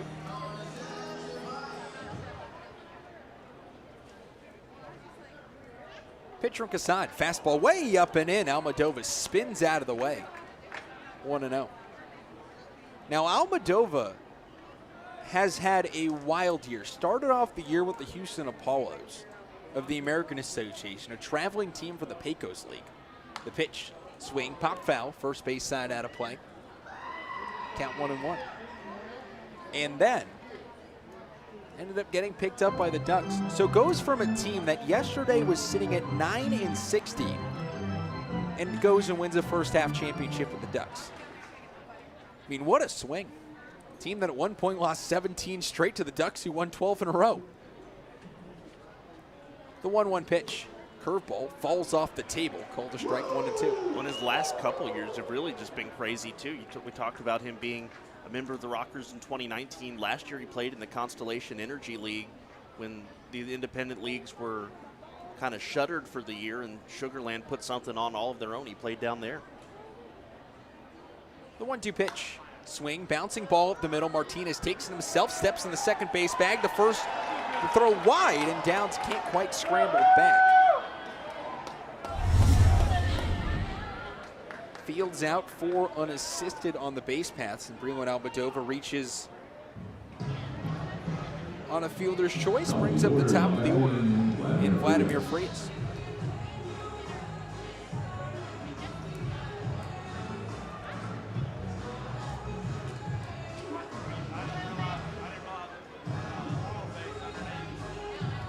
Score tied at 1. 2 outs now in the top half of the 5th inning. Frias up for the 3rd time today, 2nd time in as many innings. First pitch, fastball, misses inside, 1-0. I know. Double to lead off the 4th inning. It was part of 3 consecutive batters, 1, 2, and 3 in the order, all reached via hit. Double, single, and a single. Brought home the only run. The pitch, swing, fouled off, third base side out of play. Count 1-1.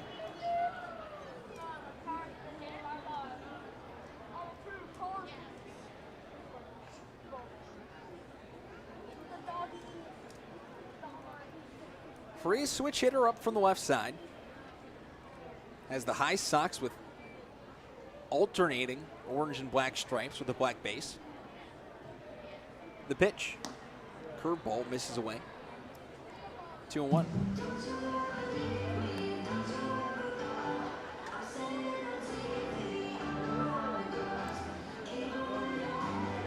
And after only needing 27 pitches to get through the first 3 innings, Casad now up at 70. Through 26 pitches an inning ago. He's thrown 17 here in the 5th inning. The pitch. Swing, looped out towards left field. McGowan stays exactly where he is, does not move a muscle, turns around, throws the ball to a young kid in the stands, gives him a tip of the cap, and charges on in back towards the dugout. Casad gets out of the 5th inning. It doesn't surrender a run. 5 innings for him, allows just a single run. We're officially halfway through this. No runs, 1 hit, no errors, and 1 runner left aboard. Rockers 1, Ducks 1. We're back after this. The Rockers Baseball Network, driven by Van Yorkado. Come grab this third base in under 30 seconds to get back there. Trey, are you ready?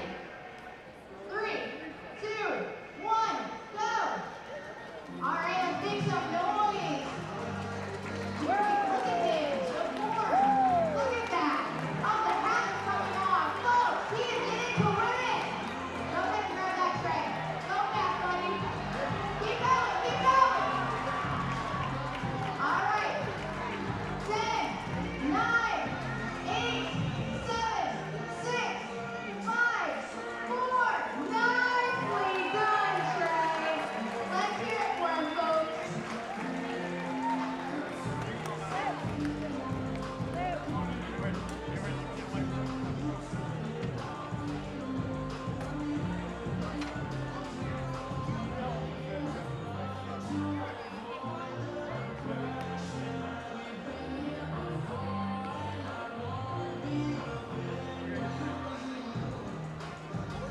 Home half of the 5th inning. Now batting, Michael Martinez.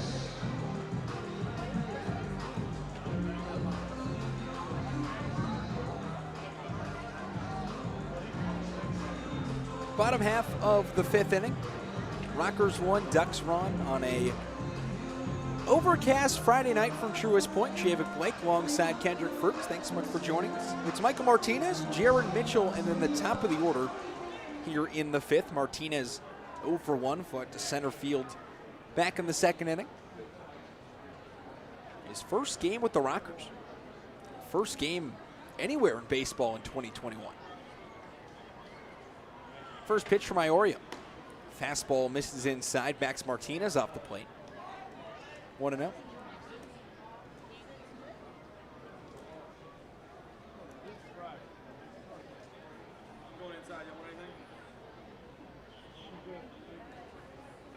The pitch, curveball, swing line foul, first base side out of play.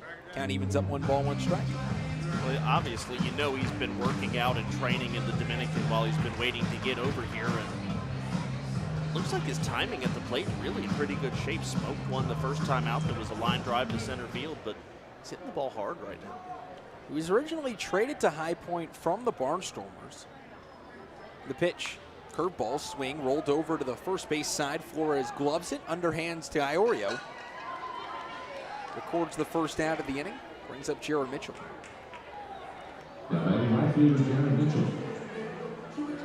Martinez is one of two players in a deal for a player to be named later from the Barnstormers that included Oscar Brazoban. Neither of them before today had appeared in a game for the Rockers. Martinez arriving just after the midway point. Brazoban is still on the roster, just not on the active roster. The pitch. Mitchell swings right through a fastball. Count goes to 0-1.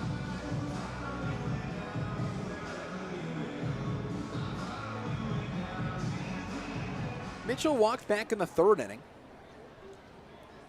Holds the light-colored bat just above the shoulder. The pitch. Fastball misses high. 1-1.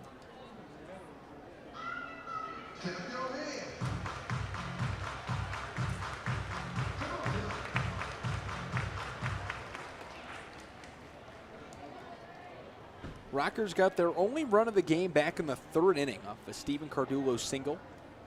The pitch. Mitchell swings through a fastball high. 1-2.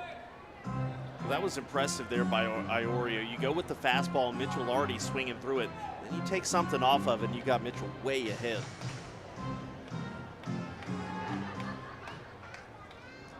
Mitchell struck out a lot this year. League leading 78 times. The pitch. Curveball bites low.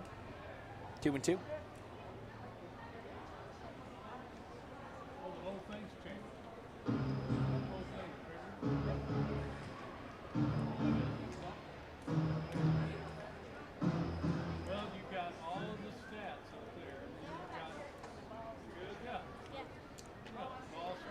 The 2-2 pitch.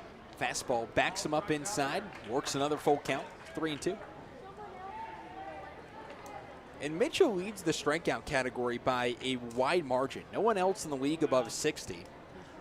And Mitchell, 2 strikeouts away from hitting the 80 mark. Well, that's always something you knew you were going to expect from Mitchell coming into the year. The pitch swing and a miss, strike 3 on the outside corner. 2 outs in the inning. Turn things over to the top of the order. The righty Johnny Field. Johnny Field. Joe Iorio, a guy who said not a huge strikeout guy. That's his 4th, which ties his season high already.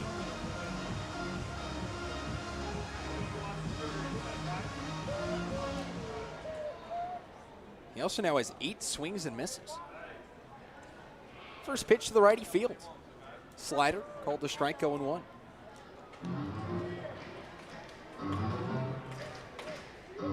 Well, in this game so far is sort of your classic Atlantic League ball game. Run scoring exploded in the first half, has just continued to explode here in the second half. The pitch, curveball, swing, pop foul, first base side out of play. 0-2.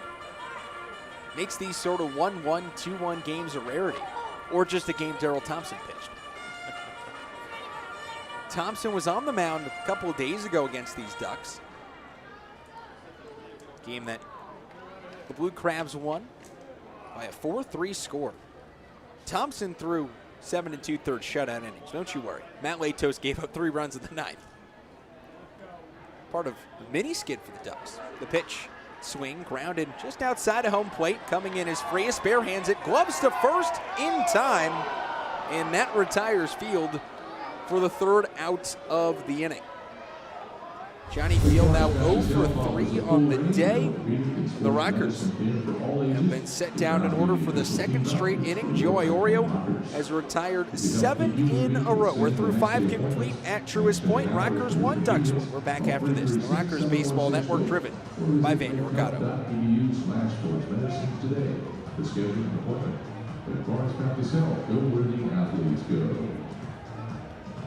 High Point Rockers would like to welcome some special groups who have joined us Coca-Cola. Welcome Hickory Crawdads. Welcome Wake Forest Baptist Health, Orthopedic, and Sports Medicine. Thank you for joining us tonight, and we look forward to seeing you all again soon.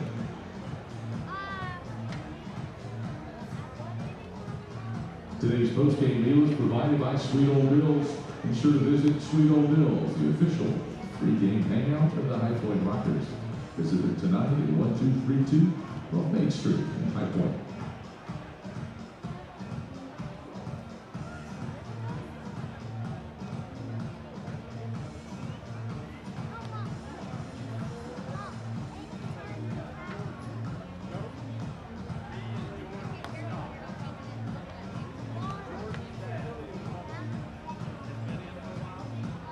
Top of the sixth, now batting Steve Lombardozzi.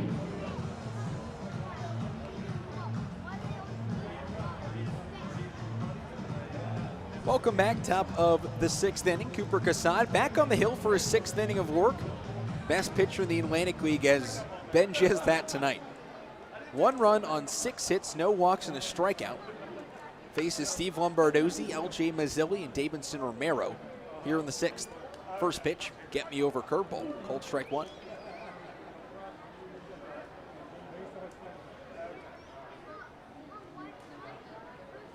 The 0-1 pitch, swing, looped out towards left center field. Field going over along with McGowan, and McGowan hauls it in. Second straight fly out to left field allowed by Casad, brings up LJ Mazzilli.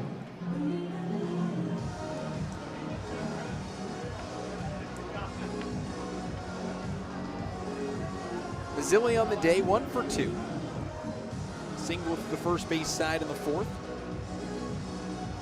Grounded out to short back in the first inning. The righty fires home. Swing, ground ball to third. Cardullo gloves it, spins, throws to first, bounces once, twice, and wide of the bag. Mazzilli beats it out. Number 3 man in the order gets on his second hit of the day. Brings up Davidson Romero, 1 on, 1 out. Tied at 1 here in the sixth.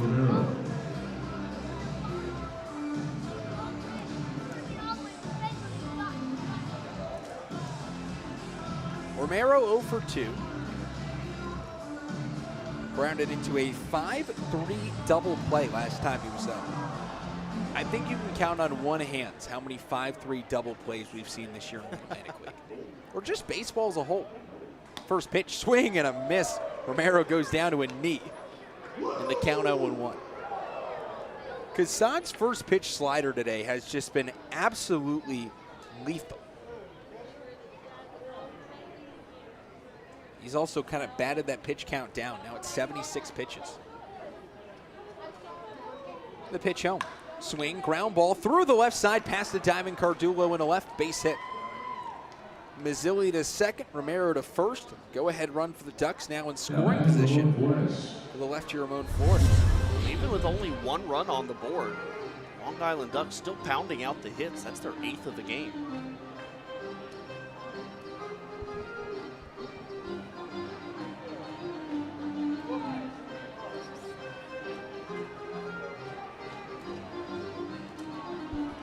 Flores up from the left side. 1 for 2 today, singled in the fourth. Fly to left in the second. The pitch. Looks at a fastball, called a strike, 0-1. Today in baseball history, presented by the International Market Center, we start all the way back in 1890. A guy made his major league debut today. His name, Denton True Cy Young. Picked up the victory for the Cleveland Spiders. The 0-1 pitch. Swing, popped up. Left field side, Cardullo going back. It bounces in foul territory. Counted 0-2.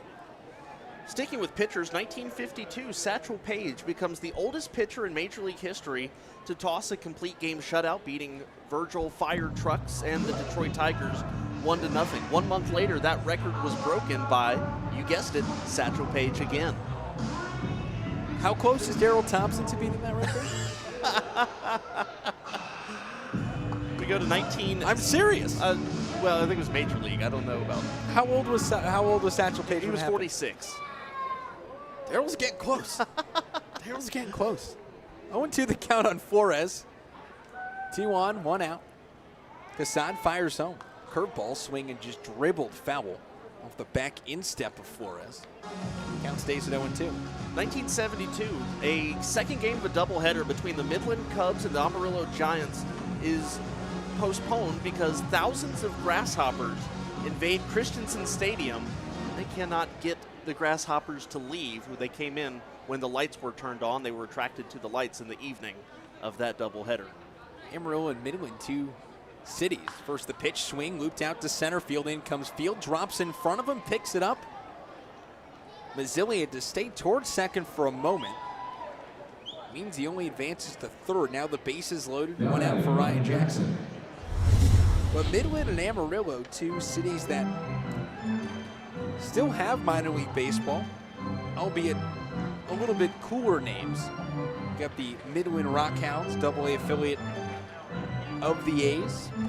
Then the Amarillo Sod Poodles, the AA affiliates of the D-backs. What were they before the Sod Poodles? They were not in Amarillo.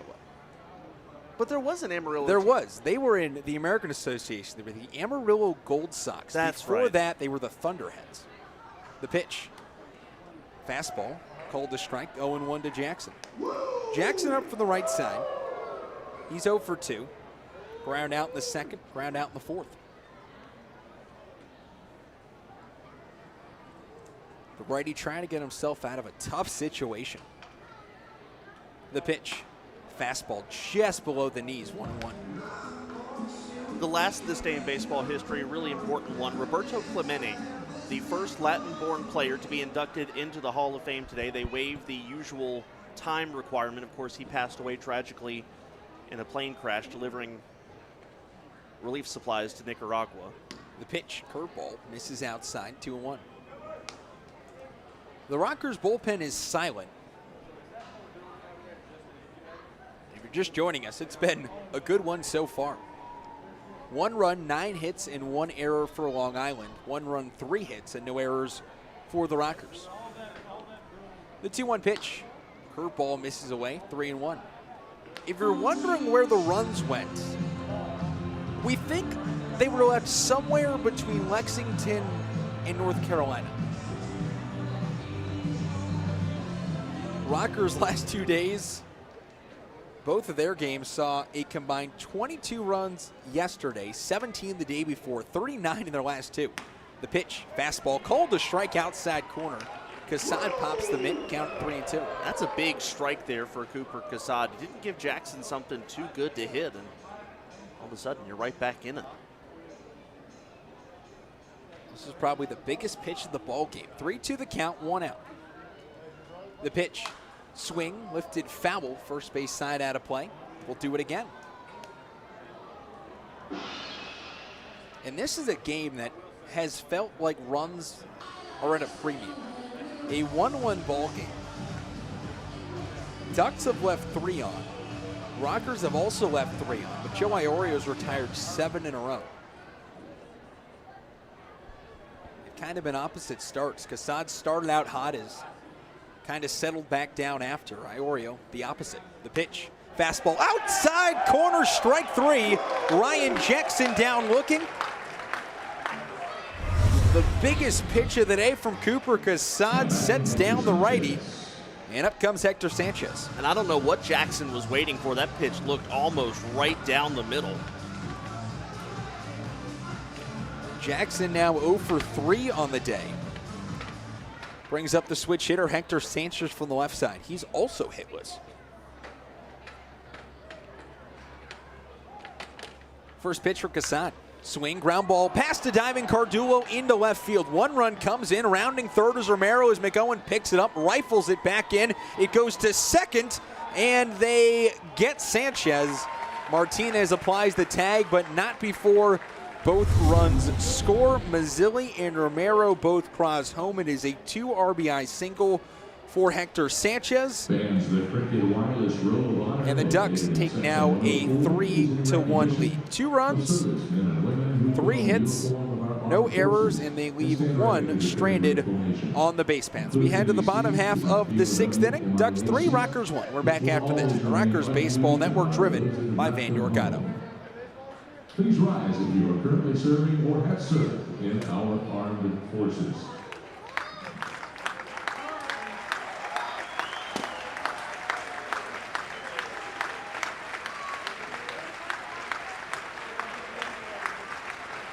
Thank you for your service, and thank you to Cricket Wireless for sponsoring the Rockers Row of Honor. To honor the hometown hero in your life, nominate him to sit in our Row of Honor by sliding to highpointrockers.com. And now getting the shoulders pearly whites. Fans, it's time for the Smile Cam. Brought to you by Dr. Bradley Samuel. If you need a great dentist, call ours 336-883-2316 or visit www.bradleysamuel.com. Dr. Bradley Samuel, the official dentist of the High Point Rockers.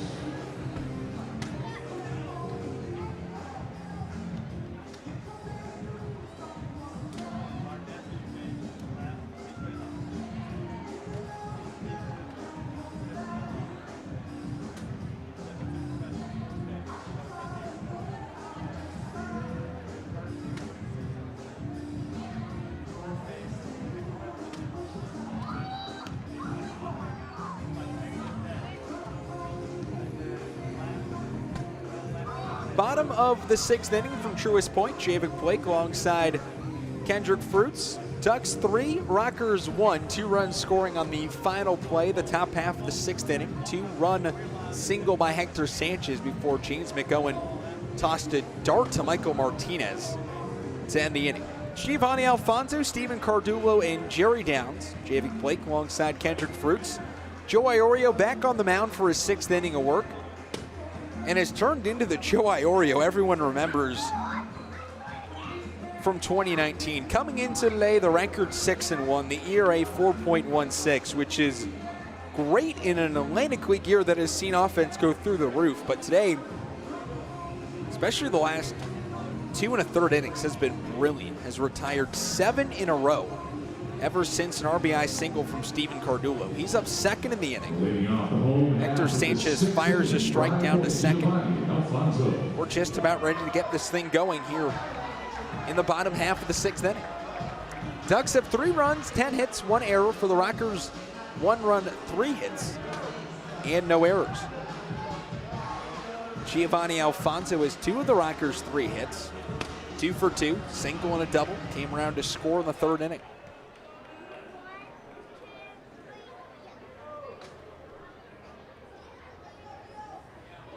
First pitch, fastball misses away, 1-0. I don't know if you felt like this. Obviously, the game means next to nothing in the grand scheme of things. It's 1 out of 120, but the low-scoring pitchers duel kind of has the feel of a postseason game. It does, and I love it. I'm all for it. The pitch, swing, looped out towards left field. Mazzilli stays back on it, now takes a step in, makes the catch. Out number 1. Now batting third baseman Steven Cardulo. Brings up the righty Steven Cardulo.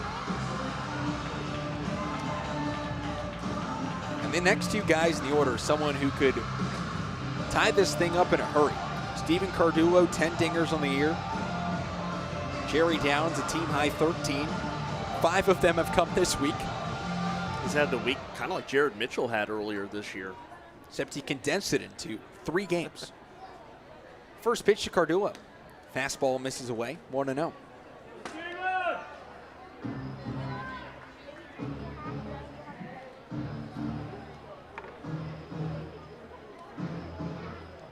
Cardulo got just his 2nd hit of the week in his last at-bat. That was in the 3rd inning, RBI single. The pitch, fastball, called the strike on the outside corner, 1-1.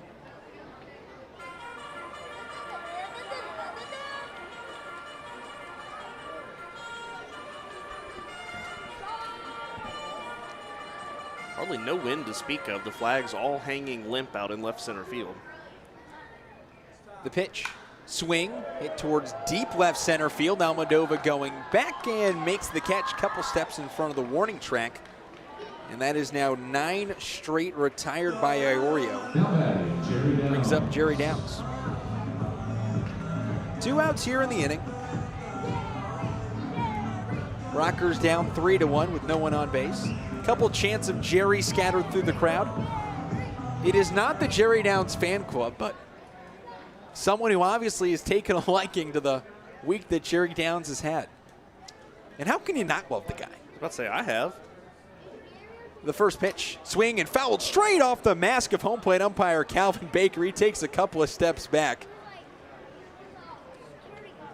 And the tale of Calvin Baker getting hit by baseballs just continues. We have had Calvin Baker in some way, shape, or form in almost every game. That actually ricocheted off the mask of Sanchez and hit Calvin Baker in the face.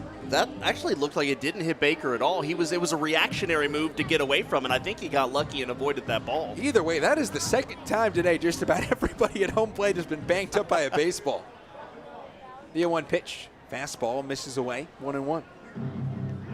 There's been a couple times Calvin's gotten hit 2 or 3 times in a game. It seems, we joke all the time that Jerry Downs is the human ball magnet because he seems to either get hit or foul it off himself about every at-bat. The pitch, swing, hit towards short center field. Almodovar comes in and makes the catch, out number 3. Well, Downs, even though he hits it off the catcher's face mask, does not get a hit in the at-bat, falls to 0 for 3 on the day, and the Rockers retired in order for the 3rd consecutive inning. Iorio has retired 10 straight. Rockers down 3-1. We head to the final stage of the ballgame, final 3 innings. Patrick Fritchie play-by-play when we return. The Rockers Baseball Network, driven by Vane Mercado. Rockers fans, I am joined by Jonathan and Kayla. They are going to spin as fast as they possibly can with their heads down on the mat until I say go. Are you boys ready? 3, 2, 1, start spinning. The louder you cheer, folks, the faster they spin. Let's hear it for them. Keep going around circles. Here we go. Dizzy, dizzy.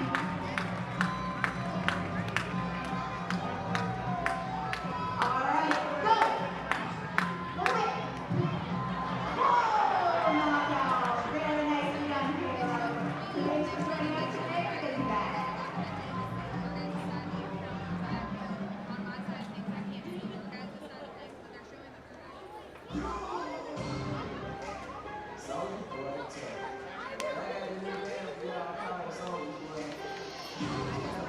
It's the top of the 7th. Now batting tonight, strikeout player of the game, Daniel Fields.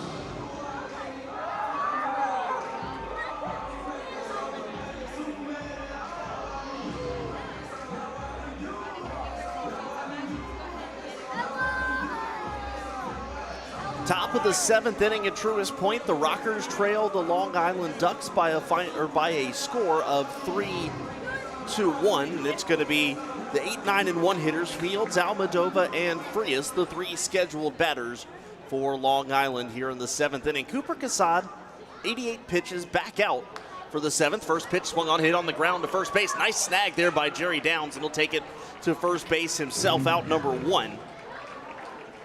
Nifty sliding play there by Downs on the first pitch of the inning. And that will bring up Breland Almodovar. Almodovar on the day has bounced into a double play and has also reached via a fielder's choice. He comes up to the plate here with the bases empty, 1 out in the 7th. Casad gets the sign from Levy as Almodovar steps out, and we're going to have to reset everything here. And now Casad gets the sign and deals. First pitch here showing bunt is Almodovar. Cardullo having to charge in, and he'll eat it. And that's a bunt single for Almodovar with 1 out already in the inning. That takes us to the top of the order. And so we go back around to the top of the lineup. It's Vladimir Frias now. Frias 1 for 3 with a double. And I get it, a bunt single is different than than a swinging base hit, but that's probably the third or fourth hit for Long Island today that did not get out of the infield. That's their second bunt single as well. This is a team that is built on two things, pitching and speed, and they've showcased both of this tonight. Interestingly enough, though, they have not stolen a base tonight, and remember, this is a team that stole 10 bases yesterday, set a team high, or franchise highs. Frias swings, pokes this one into the gap. That's going to get down for extra bases and could be trouble.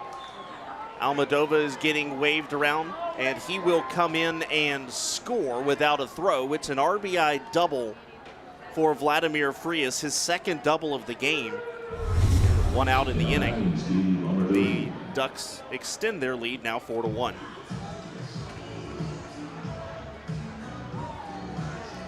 Rockers have a right-hander up in the bullpen. That is Kyle Halbach. And Frank Viola going out now to talk to Cooper Casad. The inning started out well, got Daniel Fields on a sharp ground ball, the first pitch of the inning.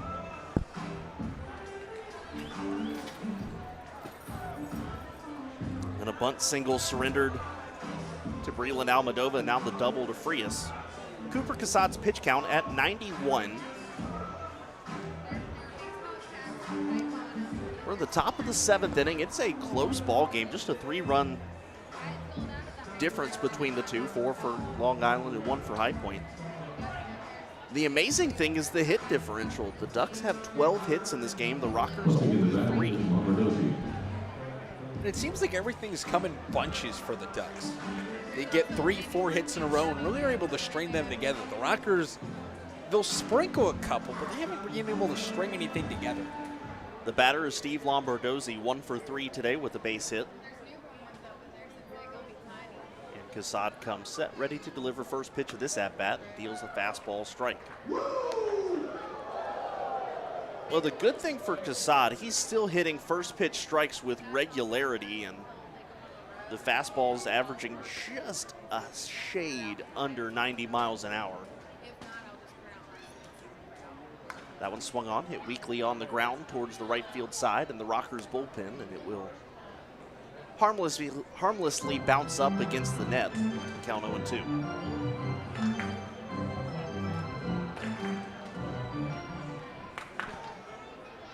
You talk about the speed and the bunt singles for the Ducks. They really take advantage of having so many left-handed hitters in their lineup. This one swung on, lined into left field, and James McOwen there makes the catch, out number 2. It also feels like James McOwen plays very shallow out there in left field. He's able to come in and make a lot of plays on soft line drives. He's got a lot of good foot speed, and that's really key for McOwen to just get around the outfield. Those balls that sort of die in, he just got such good sprint speed. He comes in fast. That will bring up LJ Mazzilli. Mazzilli 2 for 3 today. Runner on second base for Long Island. They lead by 3. There are 2 outs in the inning. Fastball from Casad misses ball 1. I always have to be careful not to call him Lee Mazzilli. Of course, Lee is dad, a former National League All-Star back in 1979. A fan favorite with the Mets in the 80s. Here comes the 1-0. Swung on, popped up in the infield. Michael Martinez drifting a couple steps into the outfield and puts it away. Final out of the inning. But one more run comes in to score for the Ducks. They extend their lead now to 4-1. It's stretch time at Truist Point. We go to the bottom of the 7th. 4-1 Ducks on the Rockers Baseball Network, driven by Van York Auto. Tomorrow through Sunday, August 8th. Tomorrow night, we will celebrate Military Appreciation Day, presented by Richter Grill with a specialty jersey auction honoring our servicemen and women who have fought for our country over the years. Proceeds from the auction benefit Triad Honor Flight, whose mission is to deliver local veterans to Washington, D.C. and visit the memorials of the wars they so proudly served in. On Sunday, August 8th, we will celebrate Family Fun Day. After each Sunday home game this season, children 15 and under can learn the bases. Come on out and enjoy a fun-filled atmosphere here at Truist Point. Hey fans, please turn your attention to the Jumbotron as we present McDonald's 7th inning stretch. Their mission is to make delicious, feel-good food moments easy for everyone. Visit your High Point McDonald's today Now let's join together in singing "Take Me Out to the Ball Game."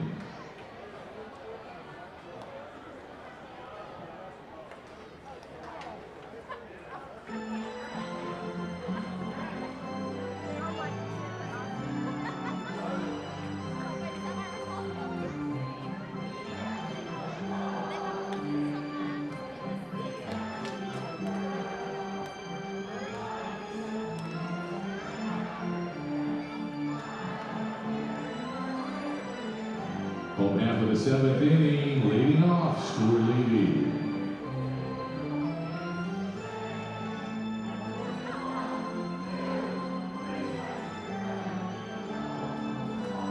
Bottom of the 7th inning, the final strains that take me out to the ball game being sung here at Truist Point.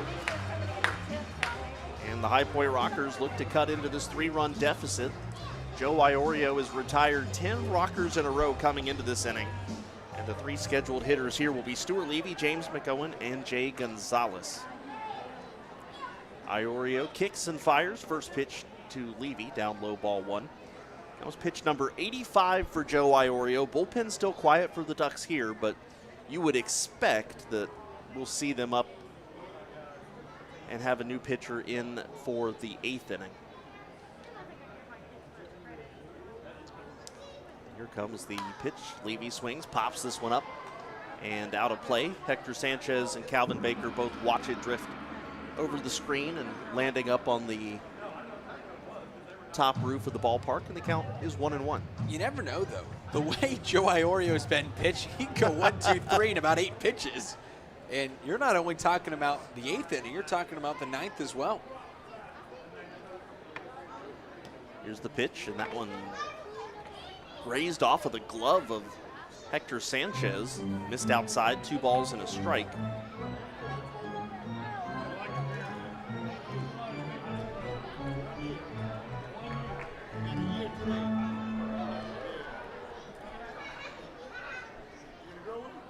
Well, the interesting thing about the Ducks, first the pitch to Levy, big swing and a miss, swings so hard he lost his helmet, and the count 2-2. The big thing about the Long Island Ducks, they do not really have in their bullpen right now a closer, or at least a guy who's been one of the Michael Tonkin for the Ducks has saved 9 out of 10. And actually, it looks like he's back. I didn't realize he was back. He went to Mexico for a little bit, and it looks like he's returned as that pitch fouled off, and the count stays 2-2. So you do have Tonkin in the back, who's been nothing short of spectacular. But the question is, what do you use to get to him? Hunter Cervenka has been a brilliant find, a guy who struggled in West Virginia. As Levy fouls this one off, count stays 2-2. It's either him or Brandon Dragmeyer, one of the two. Both of them have been pretty good this year.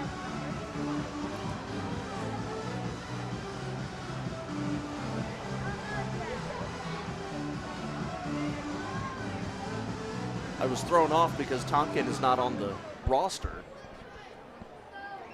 But he's listed on the active player stat sheet as that pitch is up and the count full. He was just activated today. Gotcha. That would be why I missed that. Roster's getting cut down in Mexico as they head to their playoffs that start tomorrow. That's why Mitch Atkins is back here in High Point and is slated to take the ball tomorrow. A 3-2 coming here to Levy, and it misses outside, and Levy walks for the 2nd time today.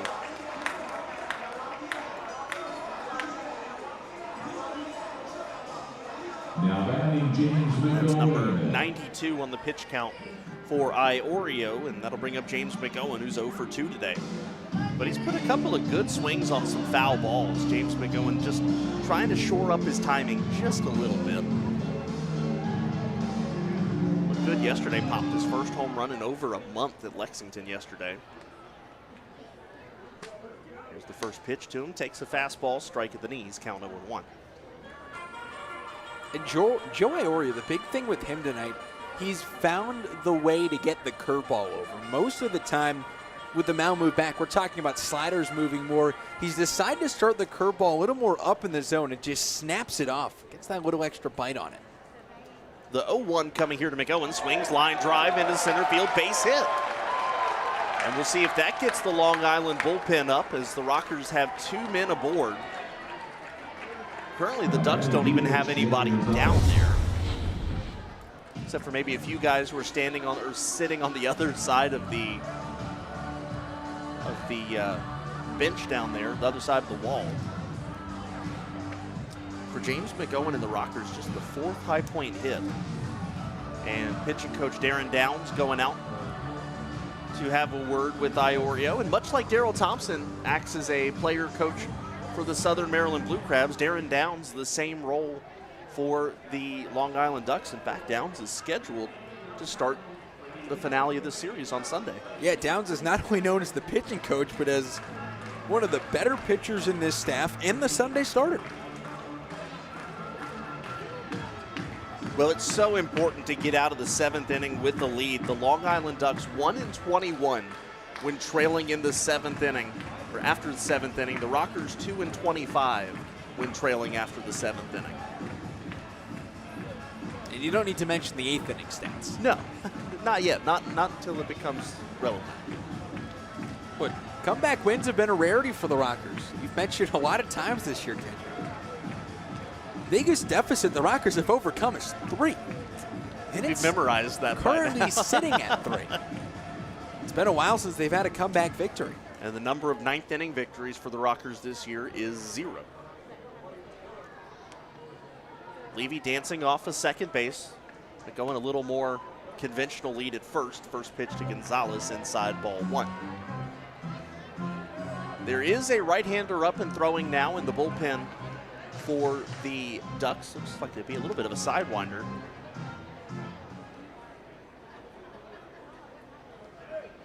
And here comes the 1-0 to Gonzalez, and he takes a high curveball. And the count now 2 balls, no strikes. Gonzalez at the plate does represent the tying run. Rockers really just wanted to get something back against Iorio before you get into this dangerous back of the bullpen. Here's the 2-0. He swings, pops it up in the infield, and it's going to be Iorio himself making the catch, almost running into Vladimir Frias, and that is out number 1. Now batting second baseman Michael Martinez. That's a tough at-bat there for Jay Gonzalez. You get ahead 2-0 in the count, and then pop it up to the pitcher. Brings up Michael Martinez, who is 0 for 2 today, but has made some good contact on a couple of different baseballs. There is a huge gap between center fielder Breland Almadova and right fielder Daniel Fields.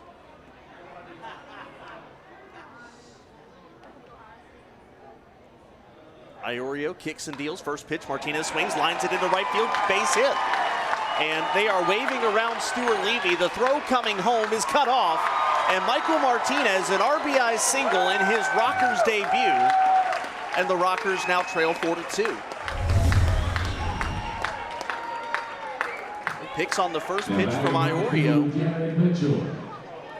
That'll bring up Jared Mitchell as James McGowan heads to second. And it looks like Wally Backman is going to go to the bullpen here. Joe Iorio's night comes to a close. What a night it was for Iorio. The Rockers just getting to him in the 7th inning. We'll step aside and get you all the information on the new Long Island pitcher when we come back on the Rockers Baseball Network, driven by Van York Auto.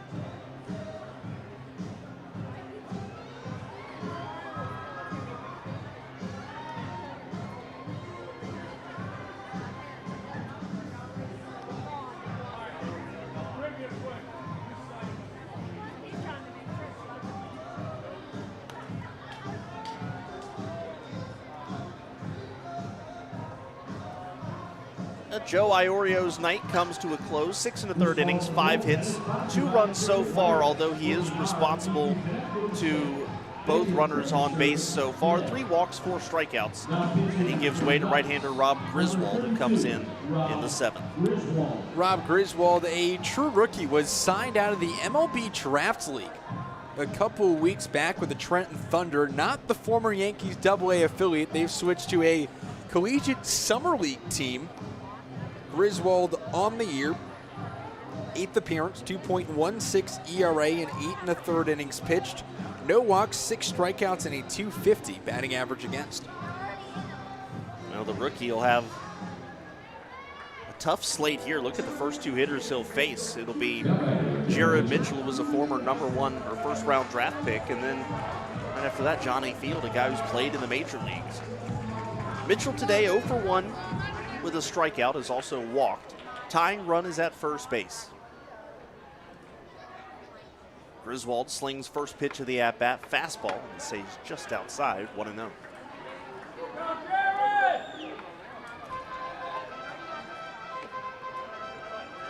Bottom of the 7th inning, Rockers trail by 2.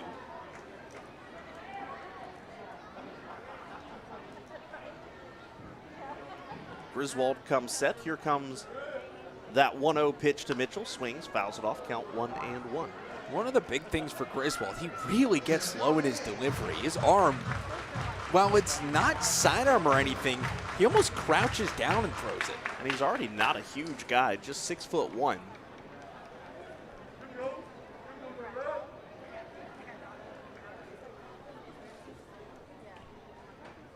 Mitchell waiting in the back of that left-handed box. Here comes the 1-1 from Griswold. It's inside, 2-1. Well, if you were begging and pleading to the baseball gods for a lower scoring game after the last couple of games the Rockers have played in, thus far you have gotten it.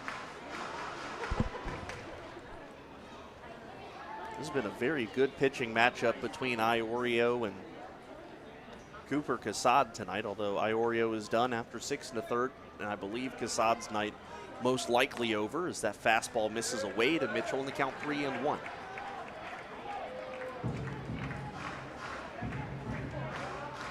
Well, Griswold one bad one away from loading up the bases for Johnny Field. Also be the first walk of his professional career. The Ducks already have someone else going. The baseball's already gotten loose out of the bullpen, and it's a right-hander down there right now.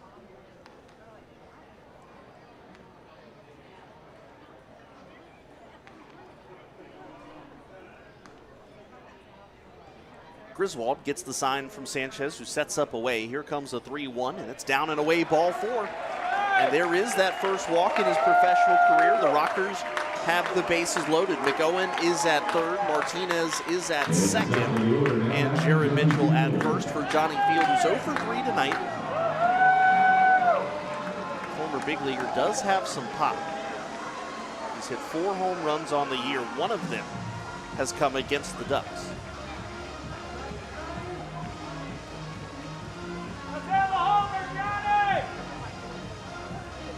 Rockers still waiting on that first grand slam of the year.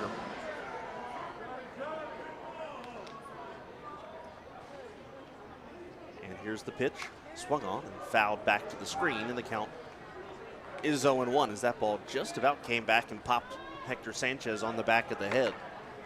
The second time that's happened today. He goes out now with Calvin Baker to have a quick talk to Griswold as he places a new baseball in Griswold's glove.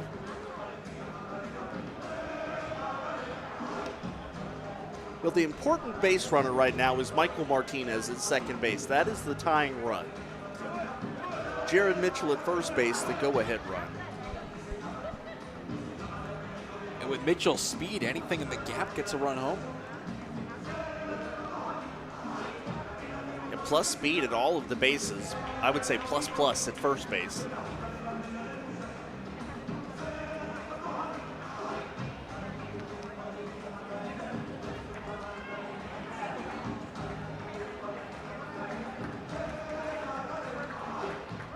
Griswold looking in to get the sign from Sanchez.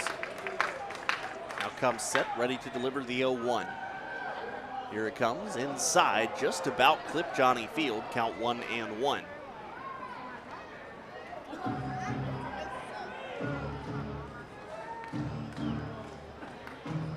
The Rockers have been to Long Island twice this year. They do not travel up that way anymore. The Ducks will play here once more near the end of the month. Check swing there from Field, but it's a called strike. And count 2-2.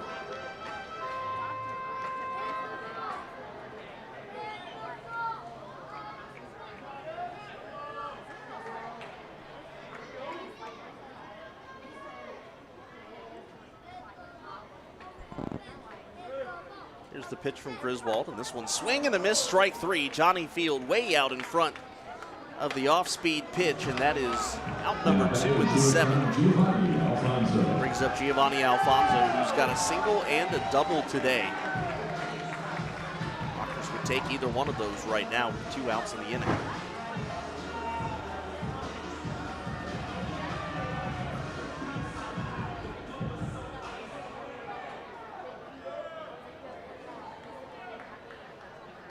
Griswold comes set, ready to deliver first pitch to Alfonso. Swings, lines this one into the Rockers dugout. Just about took off Bryce Hensley's cowboy hat. And Bryce Hensley points out to center field saying, hey, do that way.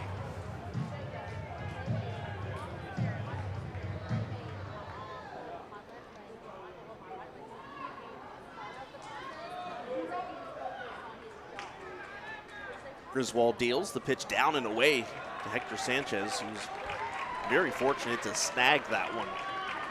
Count now 1 ball, 1 strike.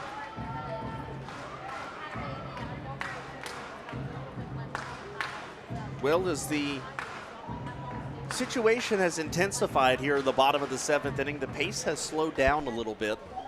Griswold taking his time between the pitches. Here comes a 1-1. That's inside, almost clipped Alfonso. The count 2-1. As Alfonso gets up from his push-up position.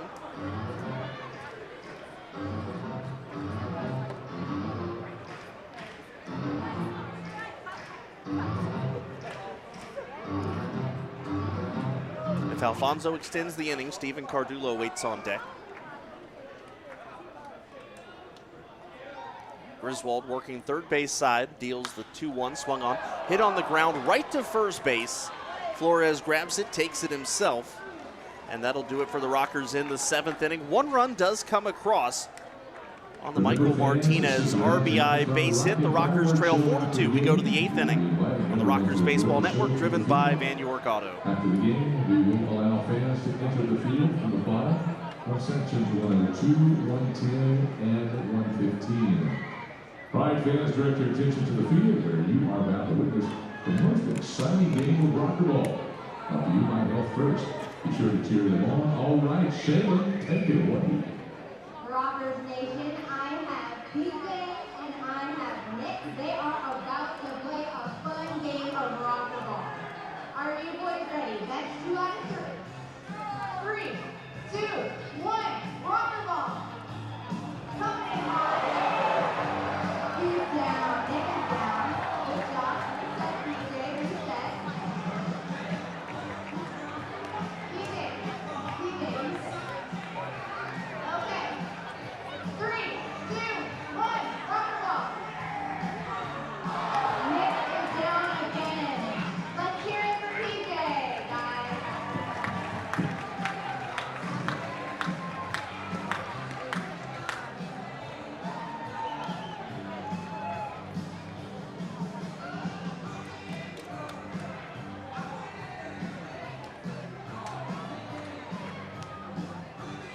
Now pitching for High Point, right-hander John Hayes. This call of bullpen is sponsored by Cricket Wireless. Working hard to keep you connected and safe with your cricket service today. Top of the 8th inning, Rockers go to the bullpen. Cooper Casad gave them 7. Kept them in the game. 7 innings, 12 hits, 4 runs all earned, no walks, and 2 strikeouts for Cooper Casad. And He gives way to another right-hander, this one John Hayes. John Hayes making his 11th appearance on the year, 10.50 the ERA, 12 innings pitched, 8 walks, 12 strikeouts, 333 the batting average against, but his last 3 appearances have been real good. Thrown 2 2/3 innings, no runs, no hits. Of a pinch hitter here to lead off for the Long Island Ducks is the pitcher spot due to lead off. This will be number 14, Johnny Turbo,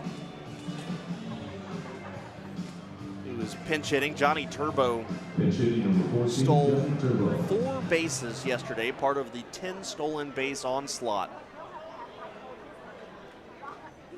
this team had against Southern Maryland. Hayes, first pitch to Turbo, swing and a miss, strike 1. Turbo hitting at .269, 3 home runs, 13 batted in.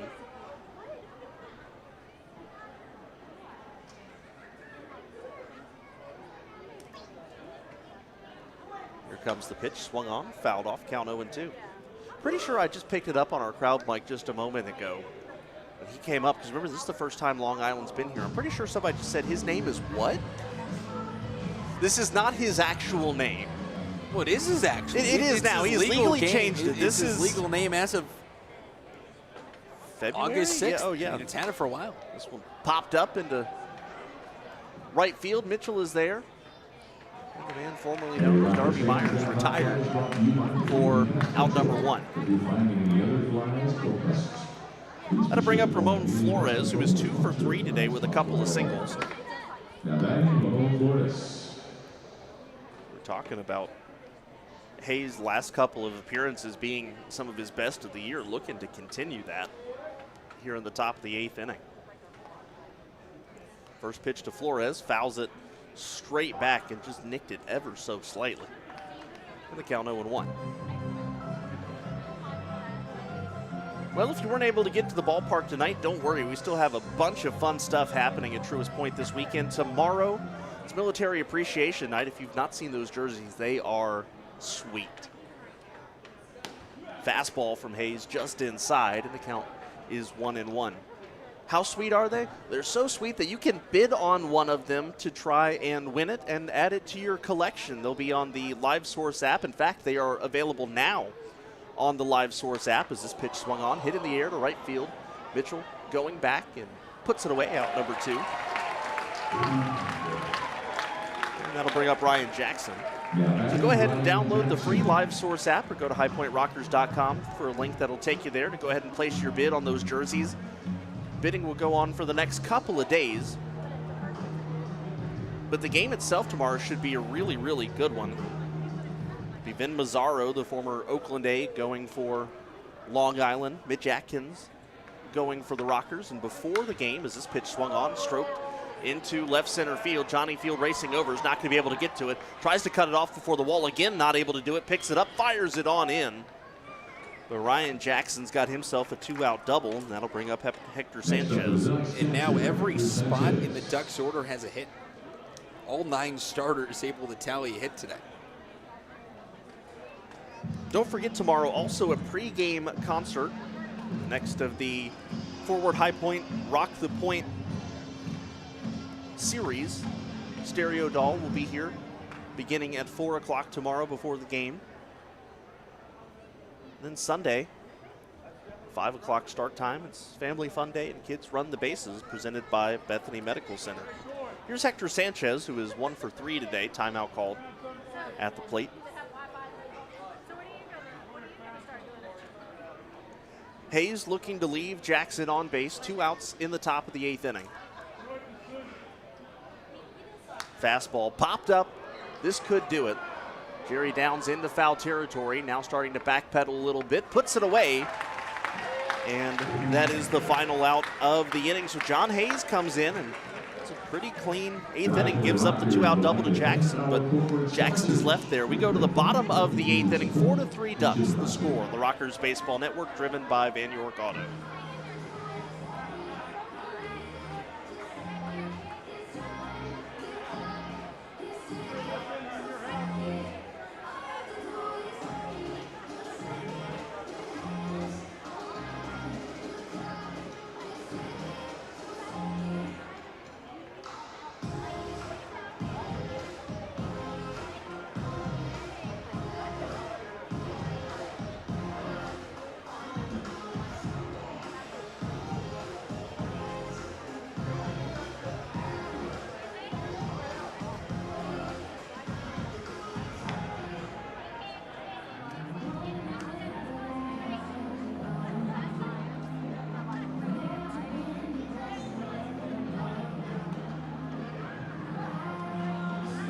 Pitching for Long Island, Brady Dragmeyer.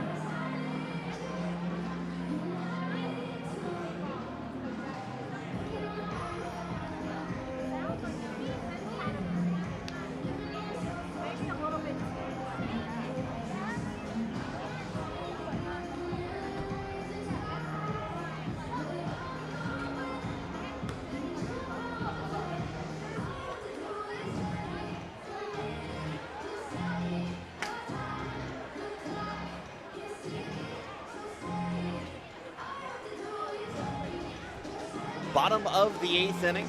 Rob Griswold's day is done after 2/3 of an inning. No runs, 1 walk, 1 strikeout. And start to get to the really dangerous part of this Long Island bullpen. It's right-hander Brady Dragmeyer out of the bullpen. Dragmeyer, part of just a two-headed monster between him and Tonkin. Dragmeyer, 23rd appearance of the year, 2.86 ERA, 28 and a third innings, 6 walks, 16 strikeouts, 264 the batting average against. Make the case that Hunter Cervenka has turned it into a 3-headed monster since his arrival from West Virginia, but no, definitely the 8th and 9th combo of Dragmeyer and Michael Tonkin is something to be feared so far this year. Quick check of the Atlantic League scoreboard brought to you by Ginny Mar Cruise Planners. Blue Crabs and Barnstormers tied at 6, top 8, bottom 8, Power over the Revs 8-2, and Honey Hunters over the Legends 5-3, bottom 7.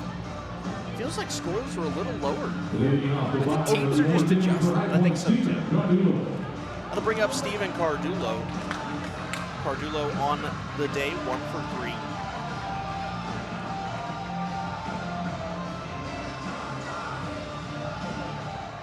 Steps into that right-handed batter's box, and the Rockers look to erase this 2-run deficit in the 8th inning. Dragmeyer's first pitch down and away, ball 1.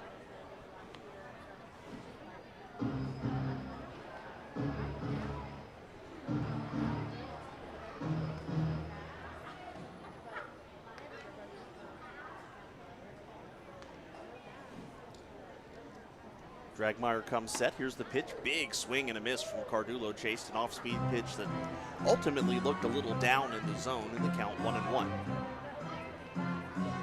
Down out of the zone, I should say. Brady Dragmeyer works from the third base side of the rubber.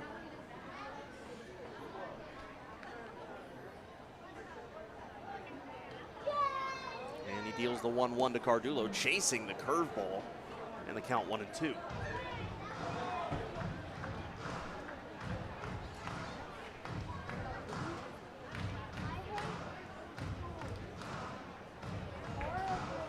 You said we didn't really want to talk about that number, about the Rockers trailing after 8. We're going to have to get something going in a hurry so that we don't talk about it. A ball and 2 strikes to Cardulo, and Dragmeyer kicks and deals. Same pitch as the one before, and Cardulo chased it again, strike 3. And that's just a filthy pitch from Dragmeyer. Now no one on earth is hitting that pitch.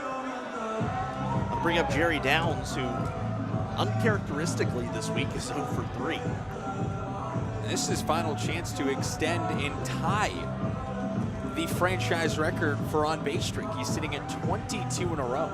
That's right, Steven Cardulo last year, or 2019, reached base 23 times consecutively. Curveball, he swings, pops it up, and it doesn't look like he's going to get there. Settling under it, LJ Mazzilli puts it away, out number 2. So Jerry Downs will have to settle for the second longest on-base streak in Rockers history. The Ducks also do not have Michael Tonkin in the bullpen. That's Hunter Cervenka down there. That could make things interesting in the 9th inning. Rockers faced Cervenka back when he was still a member of the West Virginia Power. The hitter is Stuart Levy here, 2 outs, nobody on. Dragmeyer's fastball down and in, ball 1.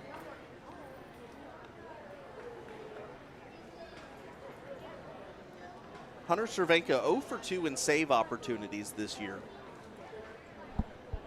Just look at the ERA difference, almost 10 at West Virginia.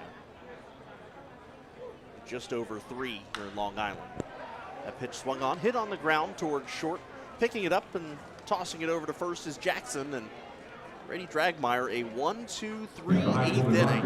And we go to the final inning of regulation. Long Island leads 4-2 on the Rockers Baseball Network, driven by Van York Auto. Piedmont School and Westchester Country Day School offer students the opportunity to grow and learn in a fun and competitive environment.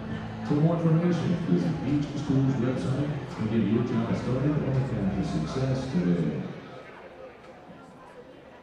We are focused on preparing students for the world of activities of community.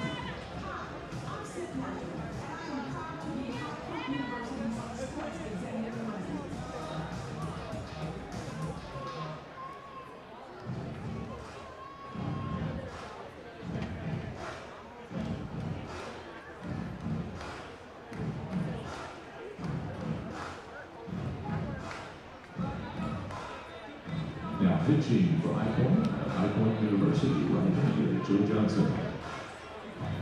This call to bullpen is sponsored by Cricket Wireless, working hard to keep you connected and safe. Give your cricket service today.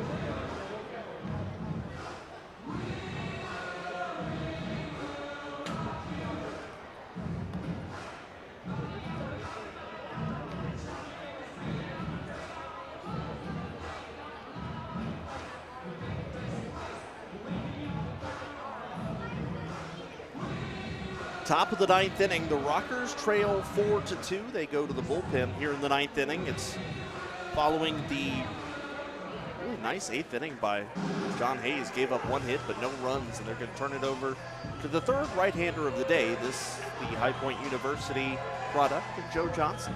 Johnson, the rookie from the right side, 19th appearance, 4.96 the ERA in 16 1/3 innings pitched, 6 walks, 13 strikeouts. Opponents hitting .258 against him.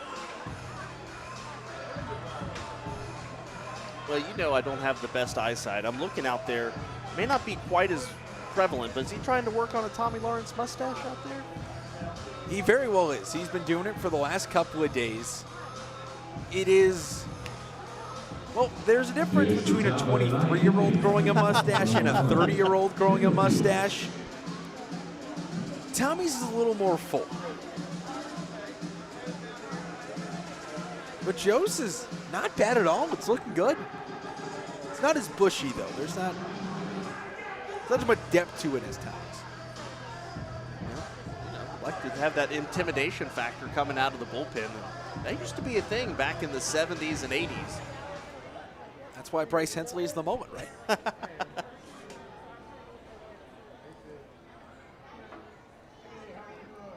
First pitch to Daniel Fields from Joe Johnson. That's a fastball called strike in the count. No balls, 1 strike. Johnson on the year has had an ERA ranging anywhere between 3 and 5 for most of the season. Curveball, swing and a miss. Fields chased the high curveball, 0-2. For the most part, though, Johnson has been extremely reliable out of the bullpen, even giving the Rockers a couple of innings when needed. Most likely will be called upon for just 1 here tonight. The 0-2 down in the dirt, trying to get Fields to chase it. He did not. Count 1 ball, 2 strikes. Daniel Fields, the Devine Espresso strikeout victim of the game, except the only problem is so far he's not struck out. The Ducks are a team that just don't strike out in general. They've struck out 312 times this year. They're the only team that has struck out south of 400 times. Swing and a miss, strike 3. There it is. Daniel Fields strikes out. And Michael Russell, wherever you are, you missed out today, buddy. That'll bring up Breland Almadova, the center fielder. Almadova is 1 for 3. In all seriousness, obviously, we continue to hope that Michael Russell's recovery is going well. I can't wait to have him back out at the ballpark. 1 out in the top of the 9th inning, and Johnson deals first pitch to Almadova, fastball, strike. One thing I've noticed today, and it's not just a Cooper Casad thing, it's the entire group of pitchers that have thrown today. I've seen more first pitch strike ones tonight than I think I saw the first 3 games. The first 2 games of the half, I should say, as that curveball stays up 1-1. Guys are getting a little more comfortable, I think, is the most important part. And on a turf mound, the slope never had to be rebuilt for the mound. It's exactly the same. They literally picked it up, pushed it back a foot. Comes the 1-1 fastball hit on the ground. Alfonso slides, knocks it down, but there will be no throw. And Breland Almadova has yet another infield hit today for the Ducks. 1 out and a runner on first base, and we go back around to the top of the lineup. Vladimir Frias, who is 2 for 4 with 2 doubles today.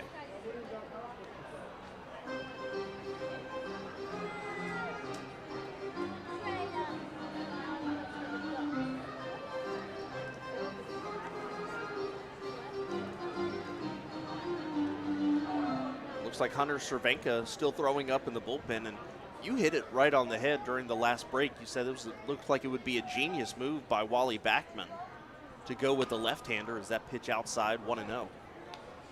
Look at the 3 of the 4 hitters coming up for High Point, all left-handed.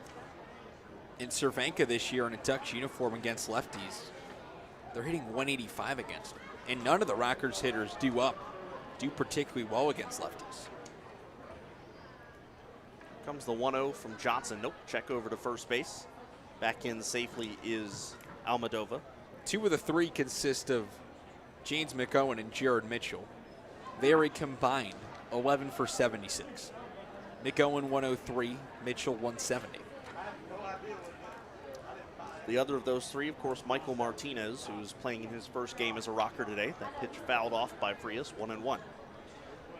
The only wild card is the number 2 man due up in the lineup, which is the pitcher's spot. I'm guessing it'll be Randy Norris. Although J.R. DiSarcina also available, Mike Galino also available.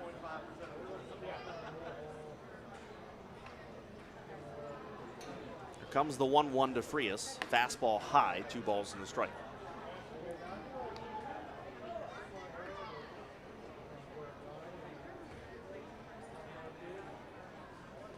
This is game 1 out of a 12-game homestand for the Rockers, and team to win 8-2 at home in the month of July certainly would be looking forward to an extended stay at their own place. They play 34 home games over the next 2 months. And that is an extended stay.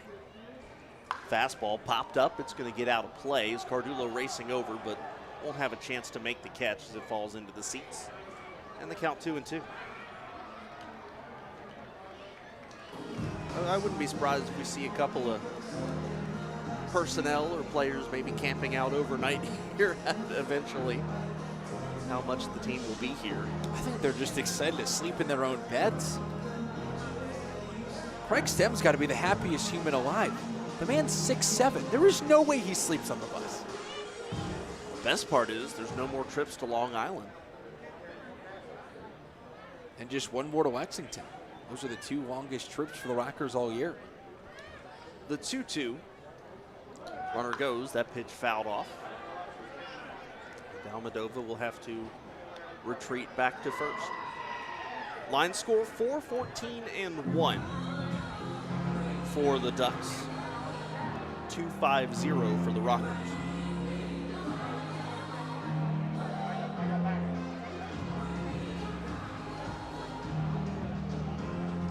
One out in the top of the 9th inning. The Rockers are going to try to make a run at it in the bottom of the frame. They need to keep the deficit at 2. Here comes the 2-2. Runner goes again. That pitch, a little swinging bunt back to the mound. Joe Johnson fields it and throws on to first in time. So it ends up basically being a bunt for Vladimir Frias. But how about the reflexes of Joe Johnson getting off the mound, going towards the third base side, and being able to throw out Frias? That's the big thing about being a 2-way guy right there. He's got the reflexes to field his position, get off the mound, and a real nice play. 2 outs in the inning now, brings up Steve Lombardozzi, who is 1 for 4.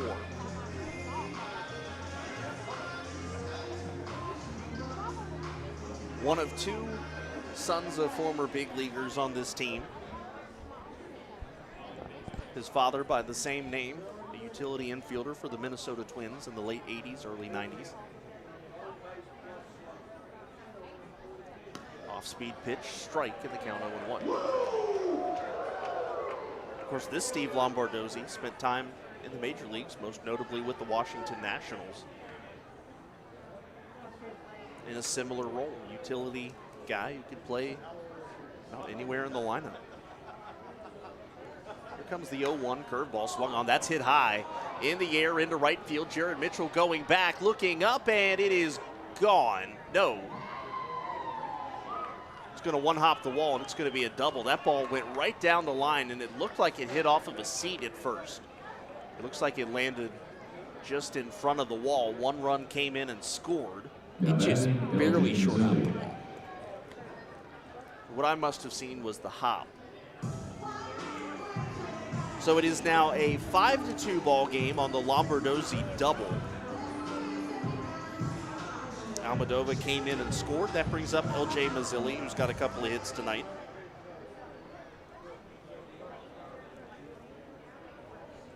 And timeout called. And the Rockers are going to put on L.J. Mazzilli intentionally. Put a man on first base. You put the force back in play. And the hitter will be the pitcher's spot.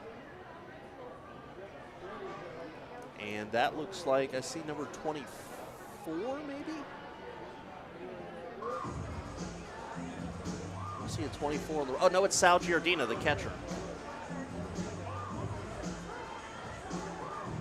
We could spot his mustache from That's what I about was a mile about to away. say. It is the mustache man, Sal Giardina. Let me put it this way. When I see Sal Giardina's face, the first thing I think of is like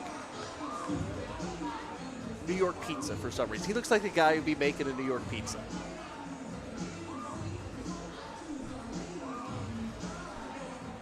Instead, he's been swinging a good bat for this New York team, hitting .301, 3 home runs, and 25 batted in.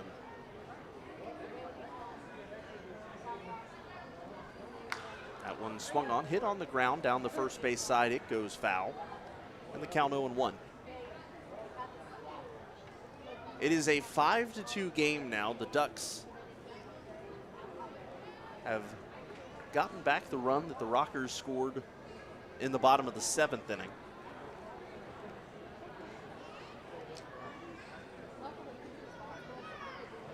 Making things a little bit harder for High Point in the bottom of the 9th. Johnson asks for Levy to go over the signs again, and Giardina steps out.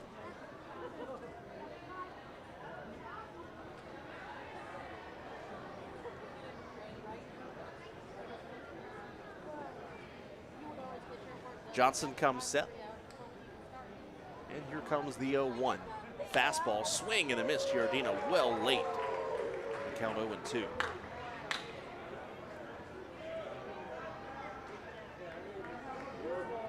The Ducks have won 4 out of 6 against High Point. The Rockers lead the all-time series 13-12, so this would tie it up if they're not able to mount a comeback in the bottom of the 9th inning.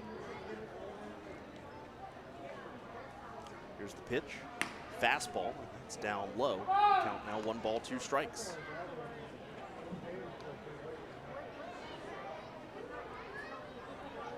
The runner at second base, Lombardozzi. L.J. Mazzilli, the man at first.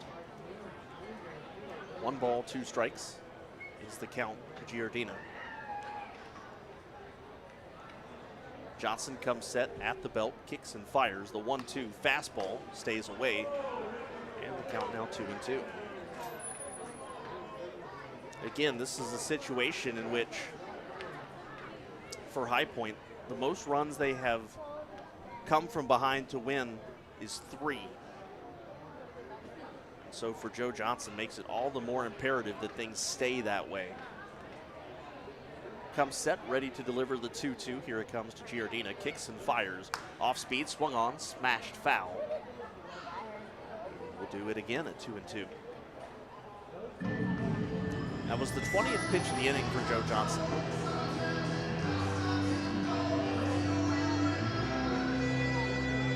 Cervenka just casually tossing every couple of pitches in the bullpen for the Ducks. He is clearly ready to go.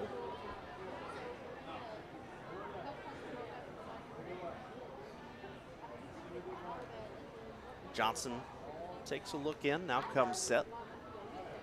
And we'll do it again at 2-2. Here it comes. Again, fouled off by Giardina. This has become a lengthy at-bat.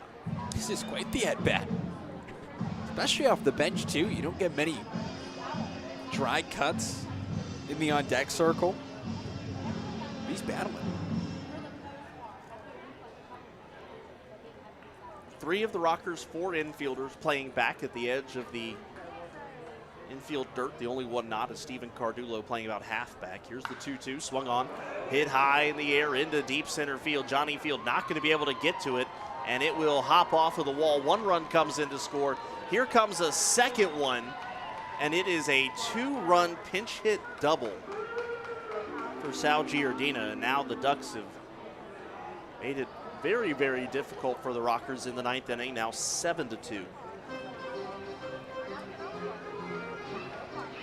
Now batting, Ramon Flores. That'll bring up Ramon Flores, the first baseman, 2 for 4 today with a couple base hits.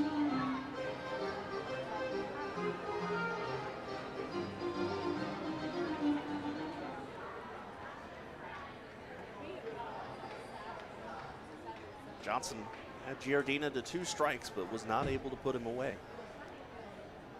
Here comes the first pitch to Flores, off speed down, and the count 1-0.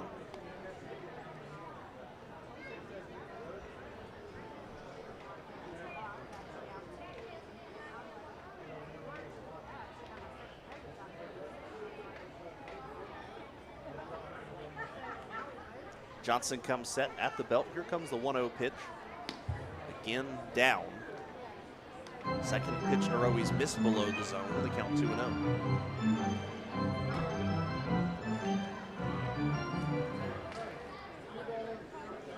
Giardina takes his lead off of second base, not really being held on. Alfonso standing behind him, but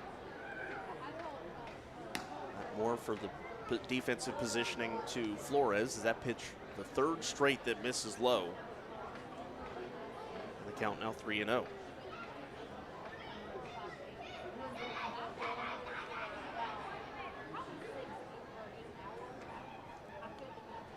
Johnson comes set. Here comes a 3-0 to Flores, and down low he walked him on 4 straight low pitches.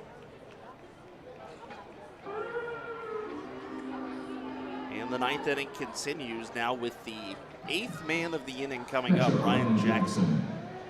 Frank Viola going out to talk to Joe Johnson now. What has not been his best outing. It hasn't, but you look at the lineup he's facing, probably one of the more experienced in the Atlantic League. For a young guy like him, just all about getting that experience and facing those guys that most 23-year-olds in the world aren't facing. Rockers have been out hit 16-5 now. The Ducks have a hit in every inning since the 2nd.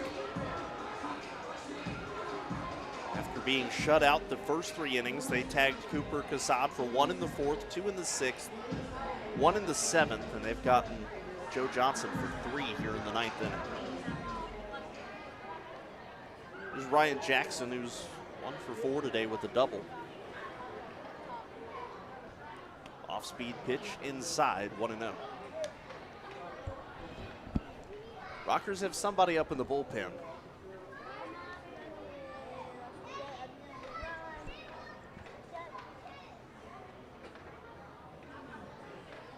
And here comes the 1-0 pitch. Fastball down below the knees, 2-0.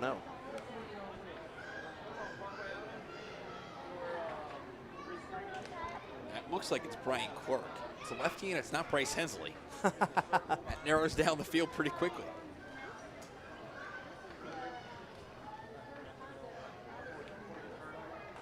Comes the 2-0 fastball, and that one catches the bottom of the zone, 2-1.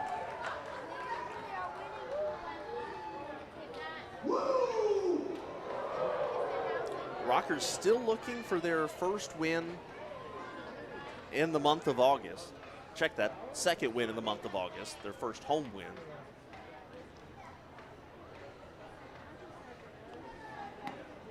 That pitch was strike, and the count 2-2. They are still looking for their first win in the second half.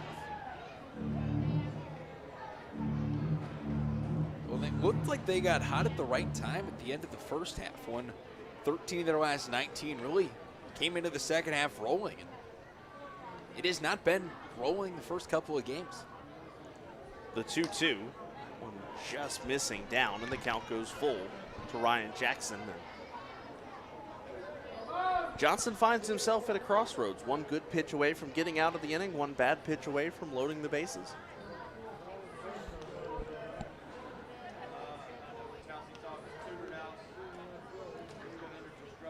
He comes set. Here's the 3-2. Swung on, popped up, out of play.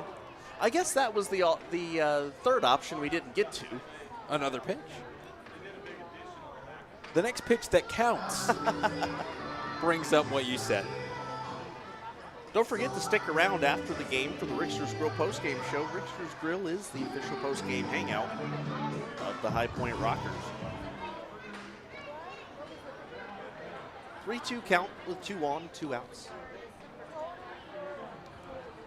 And here's the pitch from Johnson. Runners go, and once again, Jackson spoils this one up out of play. Official attendance tonight, 1,853. As always, a lot of smiling faces around the ballpark. Well, here getting ready for, it's been an entertaining game here tonight, but then after the game, there will be post-game fireworks. Tonight was a drawstring bag giveaway presented by Wake Forest Baptist Health.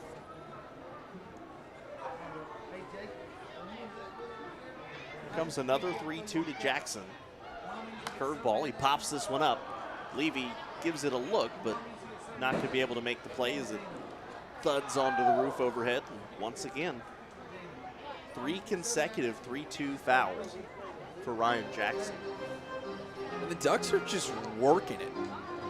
Late in pitches, late in at-bats against Johnson. It seems like it takes a long time for Johnson to just be able to get guys out. Comes a 3-2 fastball, outside ball 4. And the bases are loaded for Long Island here in the ninth. Now batting Hector Sanchez. I'll bring up the catcher Hector Sanchez. Jamie Keefe is heading out, and that should be the end of the night for Joe Johnson. Jamie Keefe makes the call to the bullpen. We'll step aside. When we come back, we'll get you all set up on the new Rockers pitcher. The Rockers Baseball Network, driven by Van York Auto.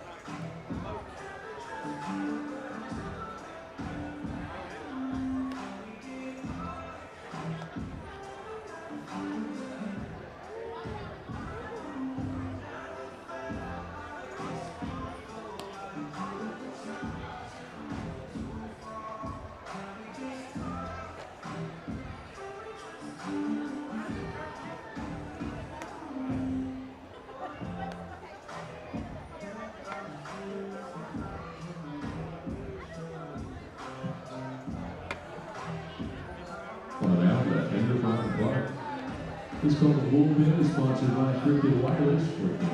Well, the Rockers go to the bullpen. Joe Johnson got the first 2 outs of the inning, but not able to get the third. He's given up 3 runs so far. He's responsible for all 3 on base in 2/3 of an inning. 3 hits, 3 walks, and a strikeout. Brian Clark, the new man on.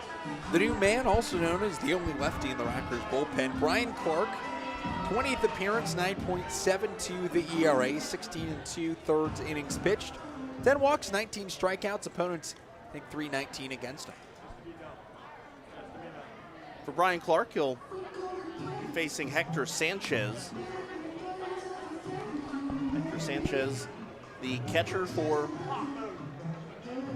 the Long Island Ducks, and probably one of the guys with the most World Series rings in the Atlantic League, was the backup for Buster Posey during that run in which the San Francisco Giants were short of insane in the early 2010s. Not a bad way to get a couple of World Series rings without catching many games. Sanchez, the 9th man to bat in the top of the 9th inning.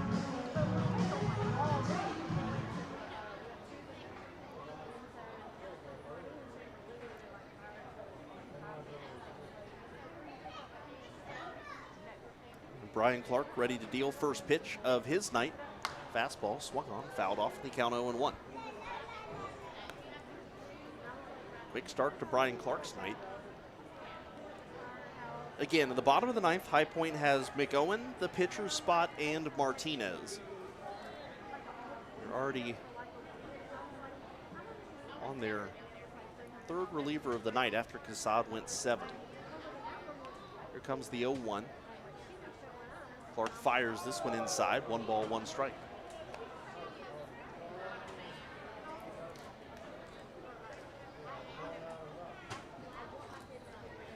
Bases are loaded. Or another way to put it, pun every bit intended, there are 3 Ducks on the pond.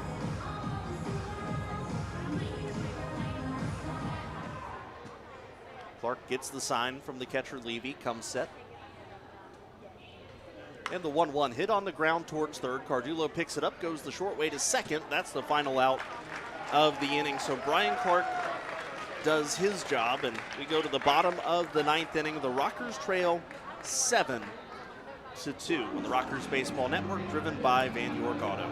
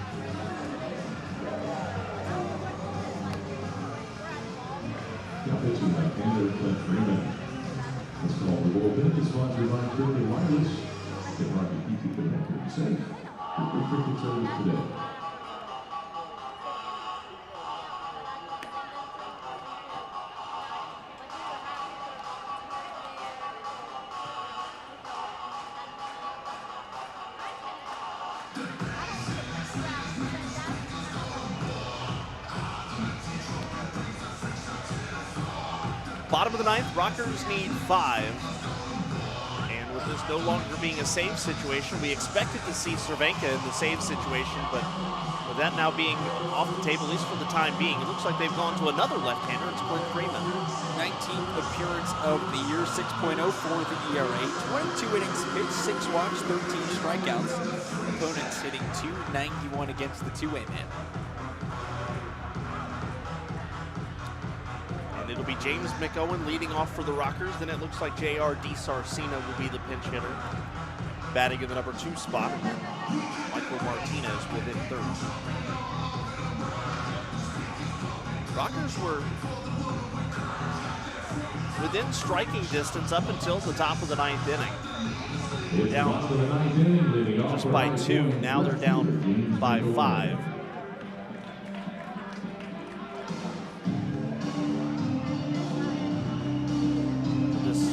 I'm considering striking distance something that you could have come back from on 1 swing. But the Rockers did score 3 yesterday. So We'll see if they have any of that ninth inning mojo left. Maybe some of that came on the bus with them. Freeman comes set, ready to deliver first pitch to James McOwen. First pitch fastball to McOwen, that's a strike.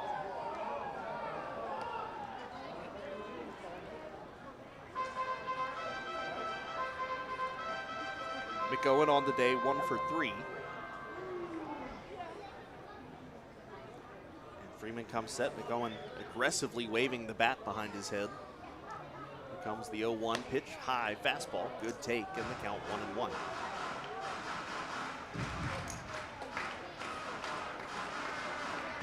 The Rockers have not won a game in which they were trailing into the ninth inning, and that checks out for a 0-22 record in those situations. Freeman deals 1-1 off speed, and it's down low and actually kicks off of the shin guard of Sanchez. The count now 2-1.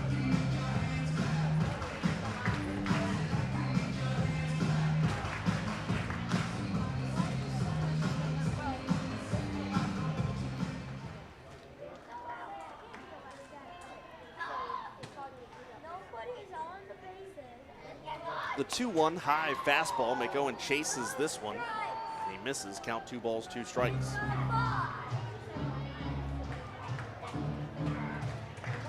A solid but not spectacular outing by Cooper Casad today. Kept the Rockers in it.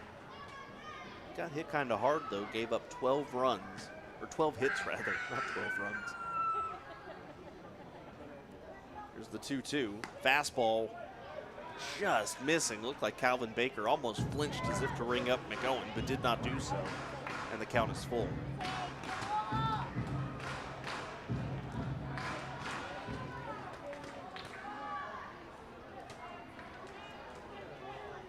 Freeman comes set. Here comes the 3-2 to McOwen. And McOwen spoils this one foul.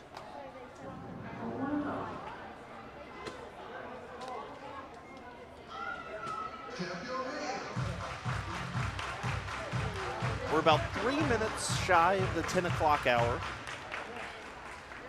here in High Point, North Carolina. Which means, at least for the moment, we have not crossed the 3-hour threshold of this game. McOwen swings, line drive, center field, Almadova going back, and it's over his head. McOwen coasts into second base, a leadoff double to start the 9th inning.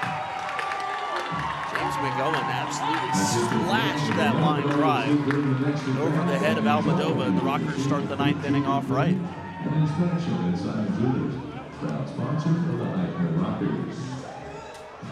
I'll bring up the pinch hitter, J.R. DiSarcina.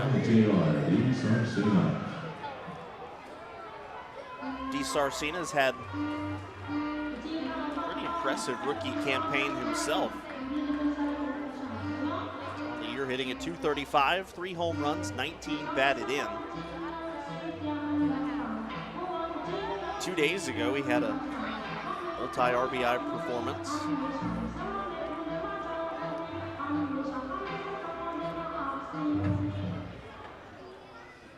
Started every game since Michael Russell's injury over a week ago, and comes in off the bench here. First pitch from Freeman, a fastball. It's outside, 1-0.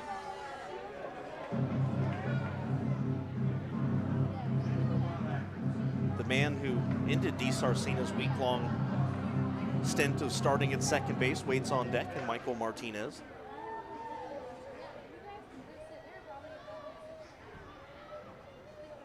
And Freeman deals. Here comes a 1-1. That's a high fastball, 2-0. 2-1 rather. Nope, it's 2-0. I'm sorry.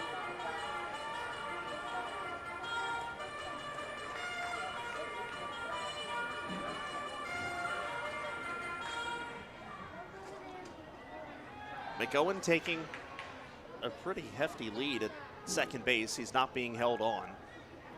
Here comes the 2-0. Fastball, that one poured in for a strike. And they count 2 balls, 1 strike now. Well, McOwen is able to take a lead that big, considering there is nobody within 15 feet of the bag. McOwen has every intention of scoring on a base hit.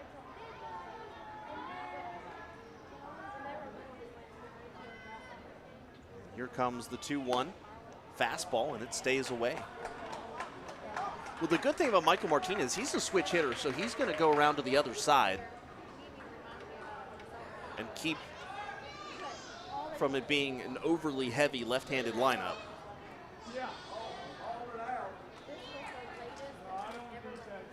So it'll be a righty DiSarcina, righty Martinez, lefty Mitchell, and then 3 right-handed hitters in a row.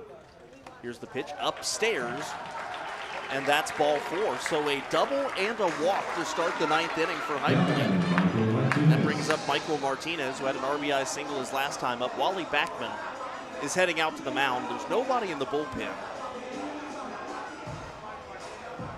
So this does not appear to be a position in which he will take out Freeman. James McOwen, the runner at second. J.R. DiSarcina, the runner at first, and it was a quick trip for Backman. He's already on his way back to the dugout. You have to think there were about 2 sentences. You're good. Get it done.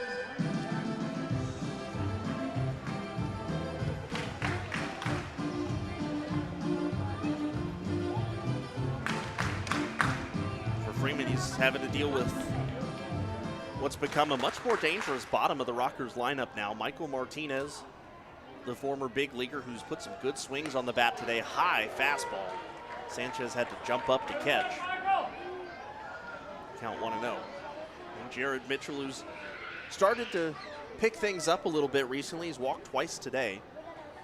You go back around to the top of the lineup then.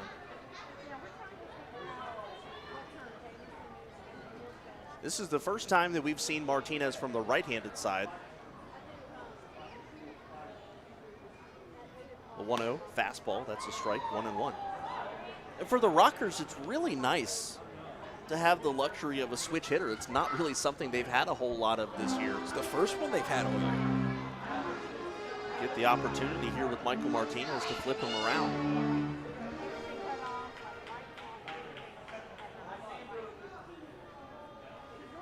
McOwen and DiSarcina taking their leads. Nobody out in the bottom of the 9th. Here's the pitch from Freeman. Off speed, Martinez check swing. They go down to first, and first base umpire Mike Williams says he does not go. They count 2 balls, 1 strike. I would think if Martinez gets on in any way, shape, or form, that gets the Long Island bullpen up again. Because then a Jared Mitchell grand slam would make it a 7-6 game, and the Rockers are right back in it. I like the way you think. Bloop and a blast.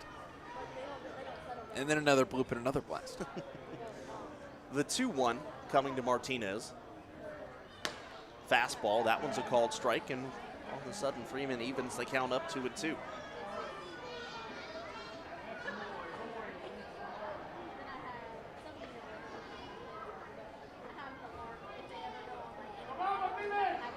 Freeman working from the first or the third base side of the rubber. Comes set, just about shoulder high. And here comes the 2-2 to Martinez. Swings, ground ball to third. It's thrown to second for 1. The throw on to first in time, and that's a double play as Frias goes to Lombardozzi, who goes to Flores. Just like that, James McOwen at third base. There are now 2 away.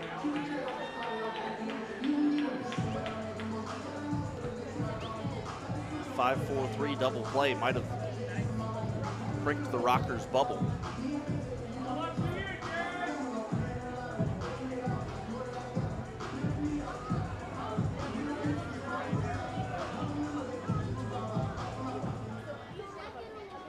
Rockers' loss today would be the first time since July 16th they've been below 500. They've been playing very good ball the last few weeks. First pitch to Mitchell, a looping curveball down and away, 1-0.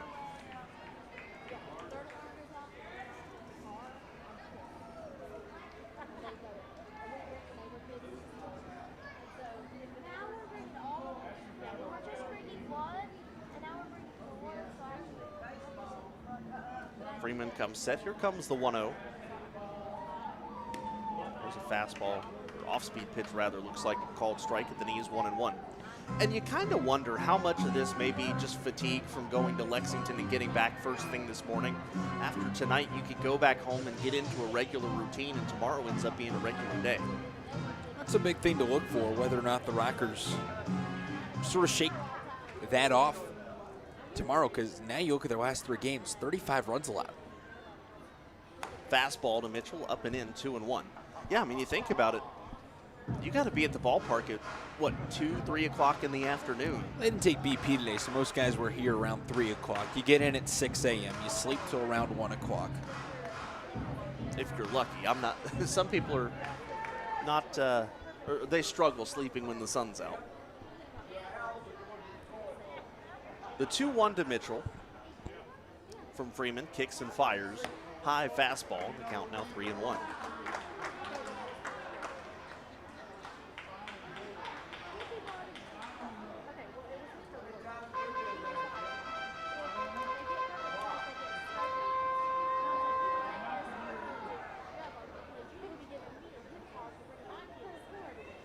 Hector Sanchez calling the shots here.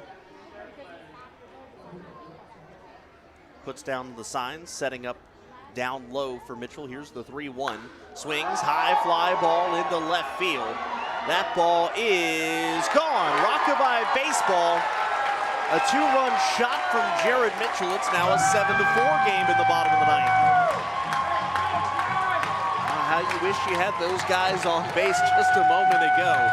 But the Rockers will take it as the 9th inning extended, and the Rockers now trail by 3. Freeman had missed high a couple of different times. Finally missed high, but a little bit lower to the back when it was at the top of the zone. Mitchell just pounced on it. It's not Jerry Downs, but it's now 4 straight games with a home run for High Point. The hitter Johnny Field now.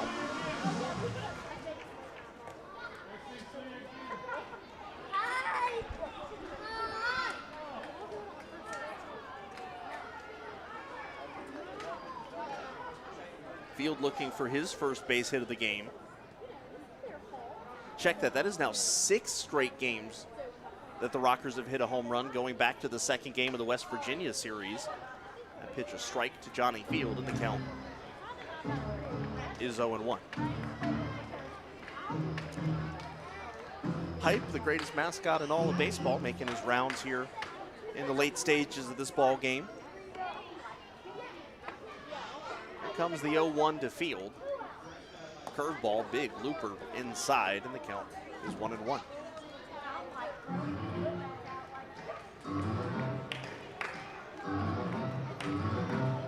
Well, it's the 2nd day in a row the Rockers have put up a crooked number in the 9th inning. They'll need to put up a bigger crooked number, though, to come back all the way. Curveball in there for a strike, and High Point down to their final strike.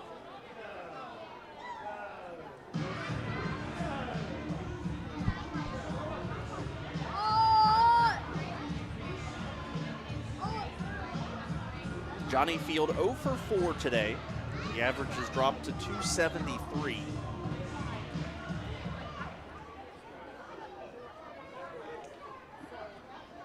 And Freeman comes set. Here comes the 1-2. Curveball, Field swings, lines it right to Jackson at short. And that'll do it. The Rockers lose by a score of 7-4. And we'll step aside. When we come back, it'll be time for the Rick Sisco postgame show, the Rockers Baseball Network, driven by Van York Auto. We invite everyone to do the show from the field. In just a few minutes, we will be allowing fans to enter the field from the bottom of sections 102, 110, and 115. Rockers fans, the party is not over. Visit Rick's Grill, the official postgame hangout for the High Point Rockers. This event tonight is 3815 Tinsley Drive in High Point. Pack the point and watch your favorite Rockers players go up against the Long Island Ducks tomorrow through Sunday, August 8th. Tomorrow night we will celebrate Military Appreciation Day, presented by Rick's Grill, with a specialty jersey auction honoring our servicemen and women who have fought for our country over the years. Proceeds from the auction benefit Triad Honor Flight, whose mission is to deliver local veterans to Washington, D.C. and visit the memorials of the wars they so proudly served in. To bid on your favorite players' jerseys and support this cause, visit HotGunRockers.com/auction. On Sunday, August 8th, we will celebrate Family Fun Day. After each Sunday home game this season, children 13 and under can run the bases. Come on out and enjoy a fun-filled atmosphere here at Truist Point.